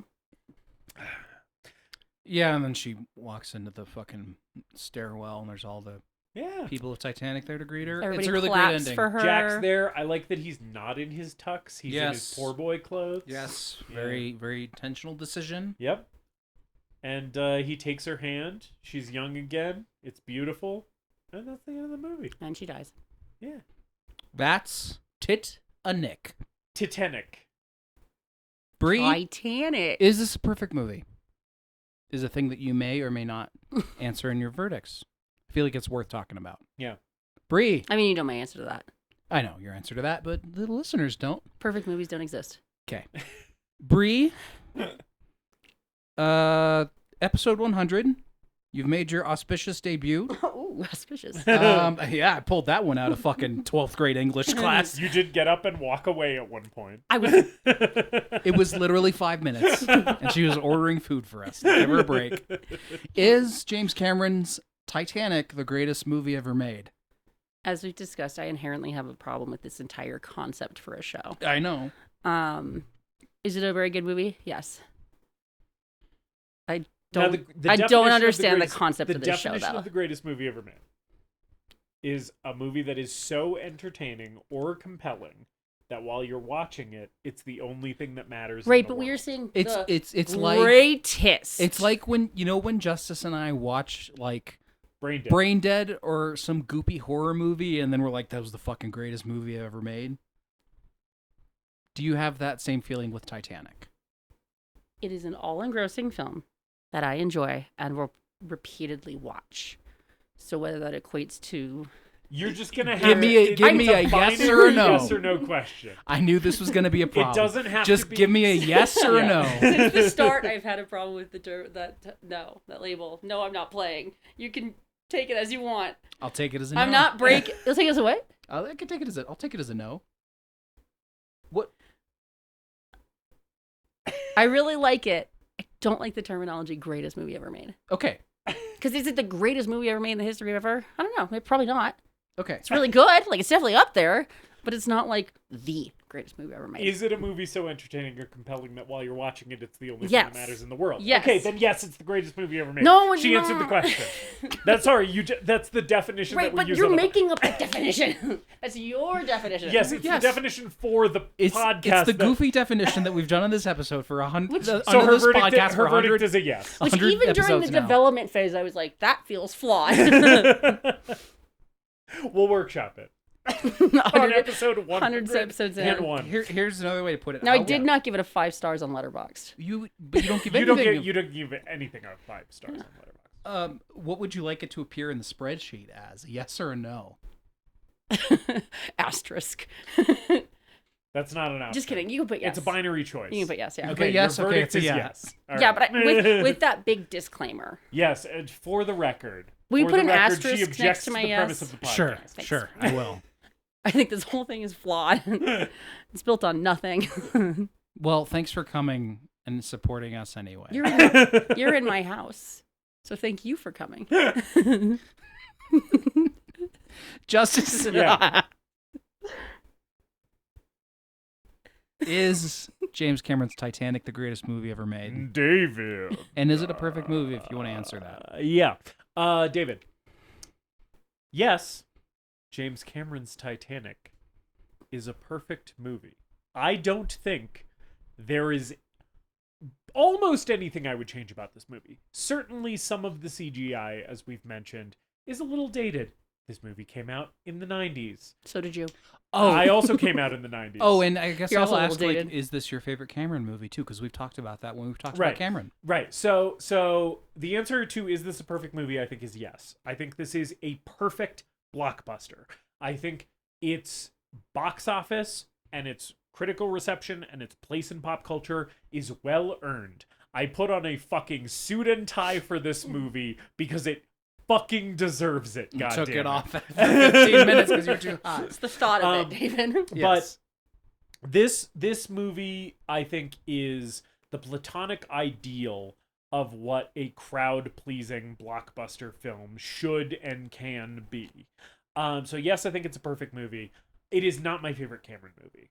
I would put two Cameron movies that I have seen above Titanic, which is OG Terminator, which I like more than Terminator 2, and Aliens.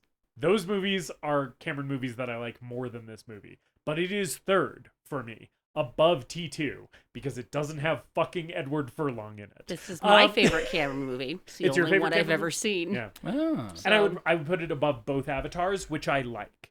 I really like both of those Avatar movies. I would put them both below Titanic. We haven't talked about this, but we're probably going to be doing an Avatar movie in December. Yeah. So Cameron will likely become our 3-peat director and our And first 4-peat. 4-peat director Yeah. in the same year Before anyone anyone's- else has even a third appearance. Which is kind of fitting for That's- the way right. that man Yeah. is the way his career has gone. Yes.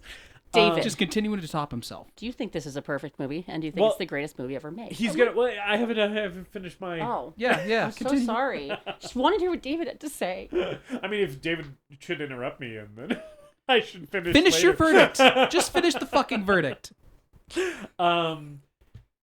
Yes, it's the greatest movie ever made. I think this movie is so heartfelt and so empathetic and optimistic about humanity, while also being like pretty brutal and harrowing when it needs to be. I think it balances that tone really well. I think it's a beautiful romance. I think it's a thrilling action movie. I think it's a sweeping historical epic, and the fact that it's able to do all of those things simultaneously is a monumental achievement that has received the amount of acclaim that it deserves. I think this movie is not overhyped. I think it is appropriately hyped. It's the greatest movie ever made. And while not my favorite Cameron, it is a perfect movie, and it is the greatest movie ever made. Now you can answer her question. Bree and David. Justice, you're in the room too. I am. I don't think this is a perfect movie. I think there are still issues that I have with it, with some of the writing, with some of the melodrama, with the length of this thing, which I think is fine overall. Like, I can't point to scenes that I would cut. But there's parts of this movie that I'm more interested in than others by a pretty wide margin.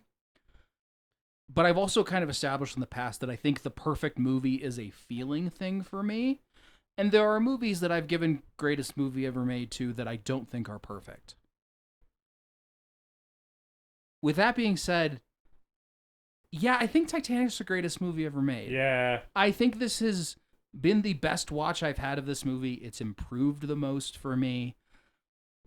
I think the themes really hit me this time of class, of nature, of the inevitability of death. Also, just like our relationship to the past, our relationship to history, our relationship to our relationship to tragedy, the way that we view these things in a greater context.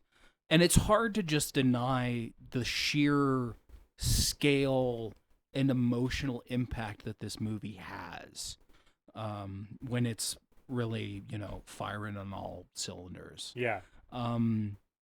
I would probably say there's like at this moment right now, there's like 4 Cameron movies that I like more than this, but one of them has Sigourney Weaver duct taping an assault rifle to a flamethrower. The other 2 have Arnold Schwarzenegger in them, and another one has fucking Stephen Lang in mocap chewing scenery left and right, crushing his own skull like a Call of Duty villain come to life.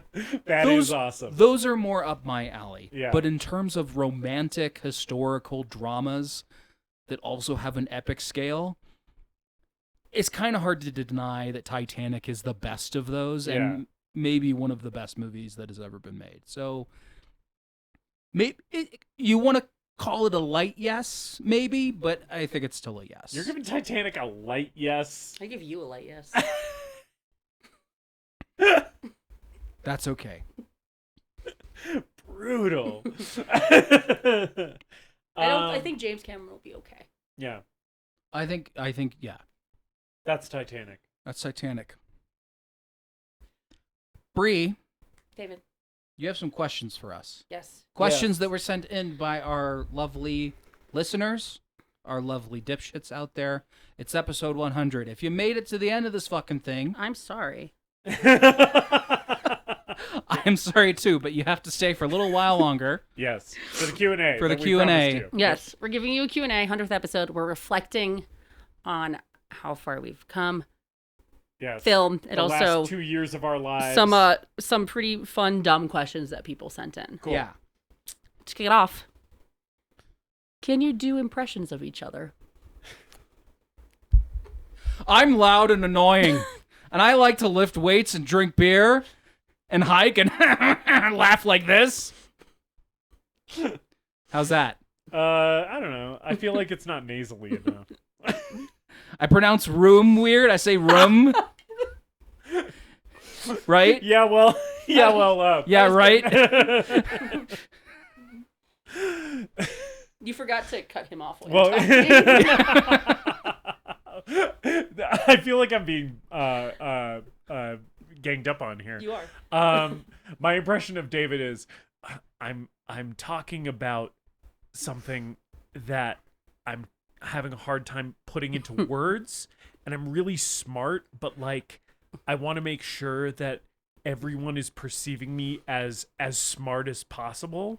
So I'm going to like tell you to put in a marker right there so that I can like gather my thoughts and make sure that I'm like phrasing this in the most eloquent way possible. I would be fucking up my words in the process way more than that. Yeah, you'd be like blah, blah, blah, blah. Search the bit.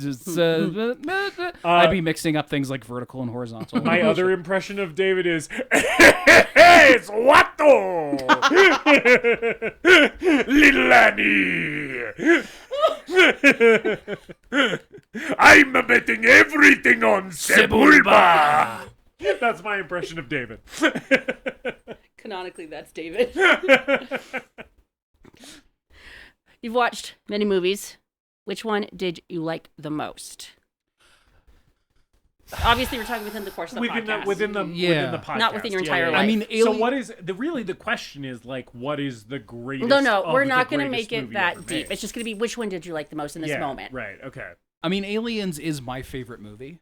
Yeah. So, I mean, that's pretty obvious. I think maybe like another way I could approach this is like the best movie that I discovered through the podcast or like in the process of making the podcast. Sure. You go ahead while I So look your in that. overall answer though is Aliens. Aliens is my favorite movie, so like that's gonna be my overall answer. My favorite movie we have watched during the course of this podcast is David Lynch's Inland Empire. No contest. I think that is the most powerful, moving experience that I have had with a film. I think Inland Empire is the best one that I've discovered through this podcast. And I for me, it's just like it's the best one. Yeah. I think it's the best movie. What movie we've did you watched. like the least? Ooh, the least. Oh, the Emoji Movie. Yeah. I No, forgot yeah, you guys did that's an that. easy one. The Emoji Okay. Movie, yeah. I will. Let me see if there's something else maybe that comes to mind. I was quite hard on Friday the 13th. Yeah. But I don't think Friday the 13th is as bad as the Emoji No, movie. Friday the I'm 13th very is at least frustrated 8 with that times movie. better than the Emoji movie. Yeah. No, it's got to be the Emoji Did you watch any of these movies and think to yourself, what the hell am I watching? movie. And if so, which ones? The Judge. Oh, my yes, gosh. that's a great one. Yes. David and I have talked about off mic that if we ever did a second episode on the same movie, if we ever did like a part 2 of a movie we've already done, it would just be another episode on The Judge, because what the fuck is going on in that fucking movie? I would, and maybe say like in a maybe more positive light, like Crybaby. Yeah. Or Ninja 3. Ninja Yeah. 3 is like the best, like, what the fuck am I watching Yeah, experience I had seen that. possible. I had seen that one before, so I like went into that one prepared. But yeah. My answer is Nobody Sleeps Alone in the Woods, too. Oh, that's a yeah. Oh No, my you're gosh. right. I need to go back to that one. Yeah, Nobody Sleeps in the Woods Tonight Part 2 was a very big like what the fuck am I watching? And it was so... in a good way. Yeah, in a good way. It was so Yeah. enjoyable. Yeah. Is that one of the few ones that you've watched? I've definitely seen more. Yeah. But You've that- seen a few of the ones yeah. for the show. That was Yeah. definitely one of the ones where I watched a little bit and was so enthralled I stayed and watched the Yeah, entire thing. you were Okay. locked in. You were locked Oh in. my gosh, I was Would so that one locked also in. get a yes from you?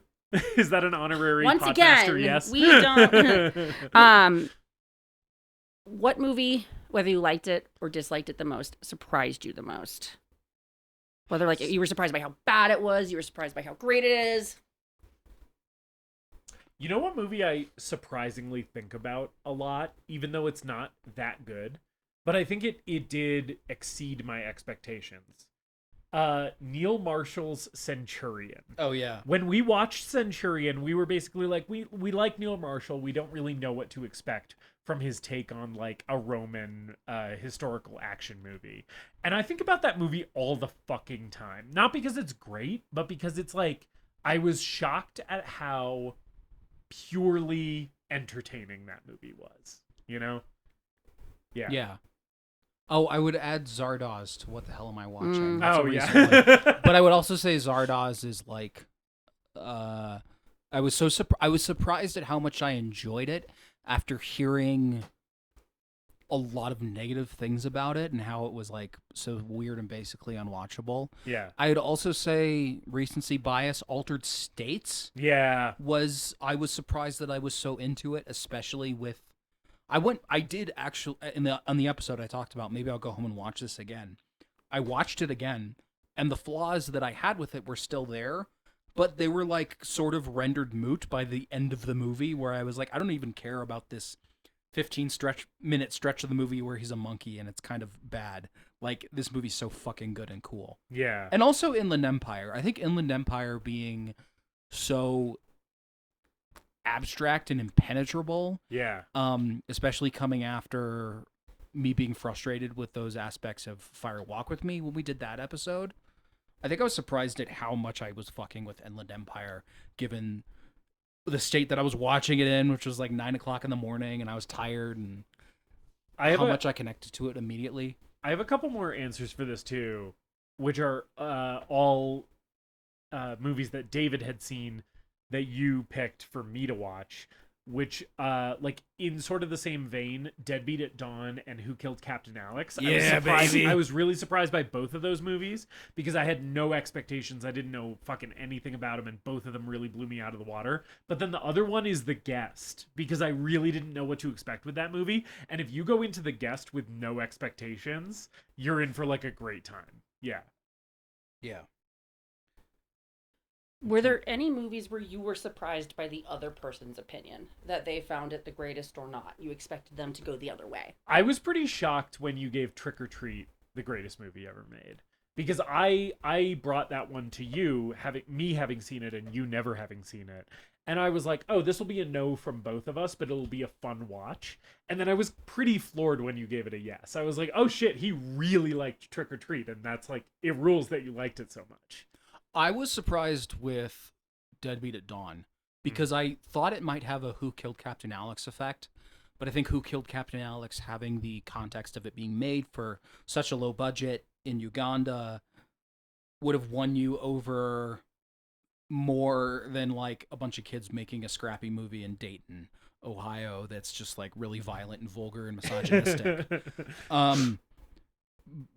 But because I sort of felt like the first time I watched that movie was like another revelation that I had.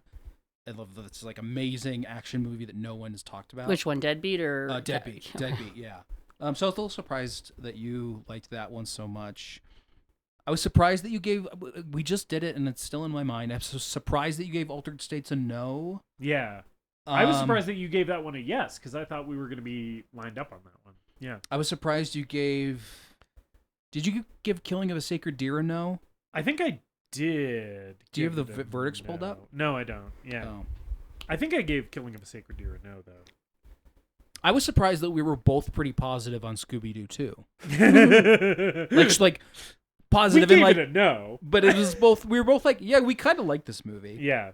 Yeah, we both gave Killing of a Sacred Deer a no. Yeah. I will say I was not surprised, but I was disappointed that you gave The Love Witch a no. Because I think that movie's a masterpiece. I was disappointed too because I was looking forward to that movie and it just didn't live up to my expectations. He said it was a bad movie. I've you believe heard that? this, yeah. You believe this fucking guy? David can have opinions. That's fine. We've watched worse. I think it's more of a not for me situation. Yeah. Who wins the award out of all these movies for the worst performance? It's probably the kid. It's probably Sean Connery's kid in Outland. Sean Connery's kid in Outland is probably the worst actor we've ever talked about on this podcast. Right? It's got to be one of the kids. I'd have to. Did you guys do Alien 2? It's Newt. I hate Newt. Newt's the best of the kid performances we've had, I think. I think Newt is a good kid performance. I only know Newt is screaming. I know. The Podmaster is anti-Newt. Oh, E.T.'s gonna hate this. I think my worst performance that isn't a kid. Let me pull up her name. Emmanuelle Bear from Mission Impossible. Oh shit! Yeah, I think she sucks. Yeah, I mean, and like also just some of those fucking kids who get thrown into the meat grinder in Friday the 13th suck shit. Yeah, You know? yeah. But yeah, no, my real answer is Sean Connery's kid in Outland. That kid, like, he's so bad at acting that it's almost a skill in and of itself to have that little screen presence. It's sort of impressive how bad he is. Which characters would make the best WWE wrestlers? Okay, This is from Kevin, I want to note. So, thank you, Kevin. Past guest, Kevin Hurley. So what characters in movies that we have covered? Yes. Or, okay, yeah. These are all in regards to what you've covered. Sorry, that sounded rude. Because normally I would be like, well, Jason Voorhees, but he's not really Jason Voorhees in the first No, he's Friday just the Swamp 13th. Kid. No, yeah. So I think the clear answer for me is Leatherface. I kind of think Leatherface would be the best WWE wrestler. And I believe some of those slasher guys have appeared in WWE before. Like Jason and I think Leatherface and Michael Myers have appeared in the Octagon or the whatever it is. The Octagon's MMA. I don't fucking I was going know. to say, you can tell you're not a big WWE Yeah, person. I'm not a WWE fan, but I think it's Leatherface. I think Shrek canonically does wrestling in Shrek. It's true. I'd also Man, say Shrek v Leatherface. Can you fucking imagine? also Shrek is like, get out of my swamp, and Leatherface is like, I think Shrek would win in that situation. Like, you think Shrek would beat Leatherface? Well, he's an ogre. No I guess. chainsaws allowed. no chainsaw. Yeah. It'd have to be a fake chainsaw for the show. He is an ogre. I think Shrek would win. Yeah. I would say Stone Cold from the movie Stone Cold. John Stone Cold from Stone Cold. The titular Stone Cold. You know who I would like to propose as probably the undeniable champion of the ring? Godzilla. Oh fuck. Shit! You fucking. Wait, are they all the same size in You this undermined me. situation? I Do was they gonna- get leveled? I was gonna say King Kong from Peter Jackson's King Kong, Oh, but Godzilla is also a great answer in a similar vein. yeah. Yeah. JCVD and Bloodsport. Oh yeah. He'd be great. Chong Li in Bloodsport. The alien queen. Chong Li is like already a fucking heel in Bloodsport. He'd be perfect. Chong Li versus Shrek. Shrek's dying. I would love to see Chong Li rip that ogre's arms off and beat him with them. All right, I think we're ready for the next This one. is also a listener submitted question. Can Justus tell us about his dogs for 90 seconds? All right. I'm going to set a timer. You're so going to have to start the clock. That it is dogs plural, Yes. specifically in the question. Yes. Okay.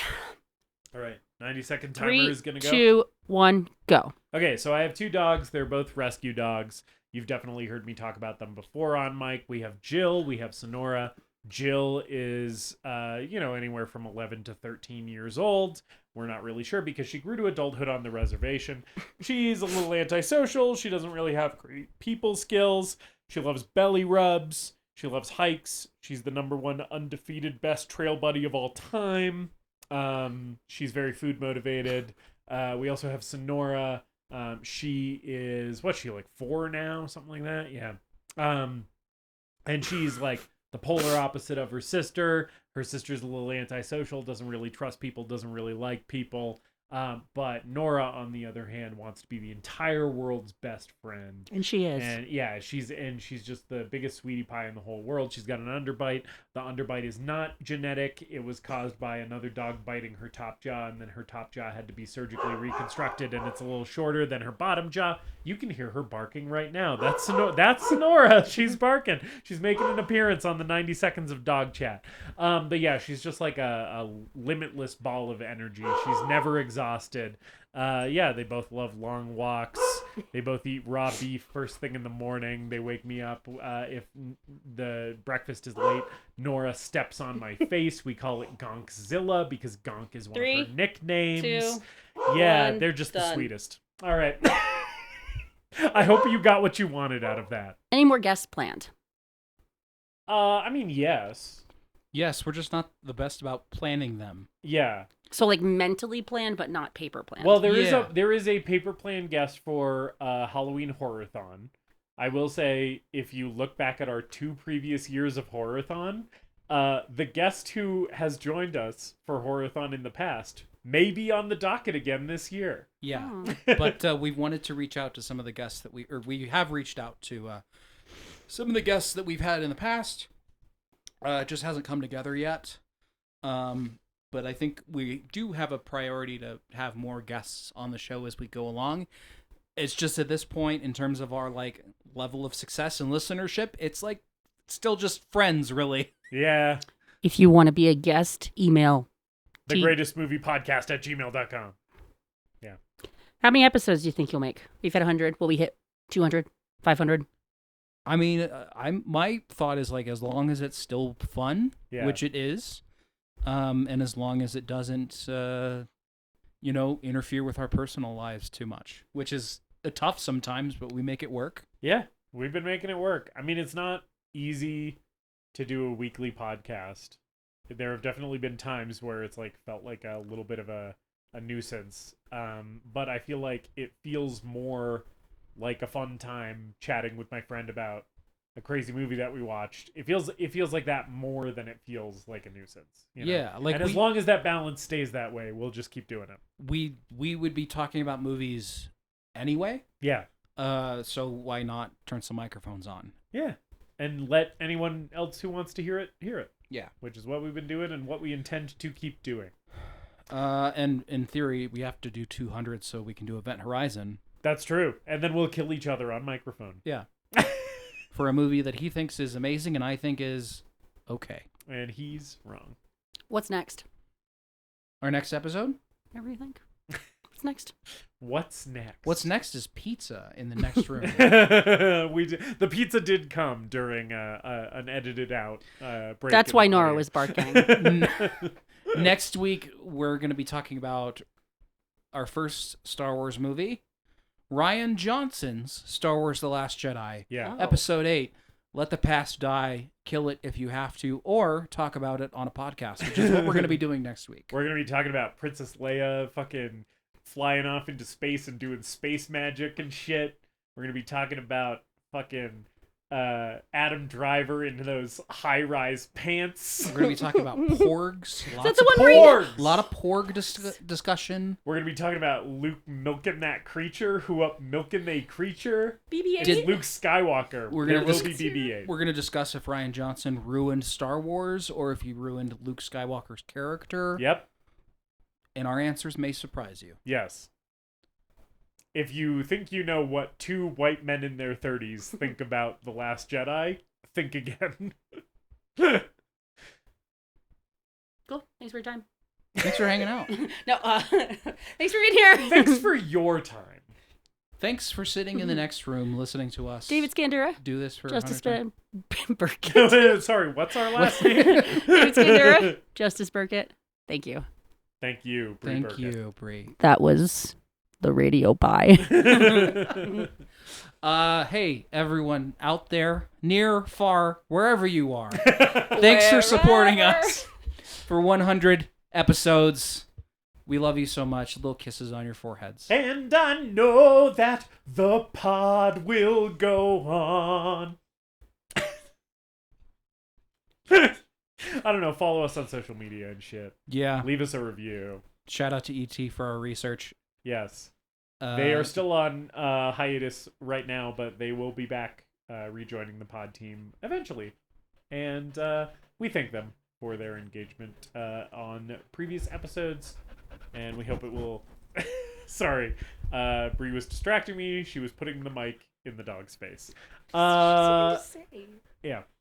Thank you for listening. Thanks for listening. Over 100 episodes. And people from all over the world have listened to us. And some people who we don't even know personally. it's like, it's cool It that is. you give a shit about what we think about movies. Yeah. Oh, I had one more question. What's Yeah. the most listened to episode at this point? What's the movie that people seem the most invested in?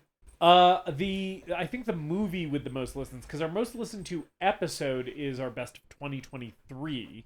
People didn't seem as interested in best of 2024, I guess, because there was no Barbenheimer that year. But that's the most listened episode. The most listened, the movie that has the most listens, I believe, is Twin Peaks Fire Walk with Me. Still Twin Peaks. Yeah, I think it's Twin Peaks Fire Walk with Me with our good buddy Val, who we got to get back on the show at some point. Yeah. Yeah. Okay, we're going to get out of here and eat some pizza. Love Yeah. you guys all so much. See you next week for The Last Jedi. And as always, for the 100th time... You got to say it with I'm not us. saying a bad word on air. I don't want You to get gotta. I don't want to get FCC'd. You part of probably it. already did. Jill will do it. It's part of it. Later, Later, dipshits. We hope you enjoyed this episode of The Greatest Movie Ever Made. Please remember to leave us a rating and a review, and to subscribe to the show wherever you listen. We appreciate you supporting the show and spreading the word. Tell your friends to listen, tell your enemies to listen, tell your mom to listen. If your neighbor has an unsecured Bluetooth speaker, connect to it and play an episode. You can follow us on social media at TGMEM_podcast. And if you've got a movie that you want us to talk about, send us an email at thegreatestmoviepodcast@gmail.com.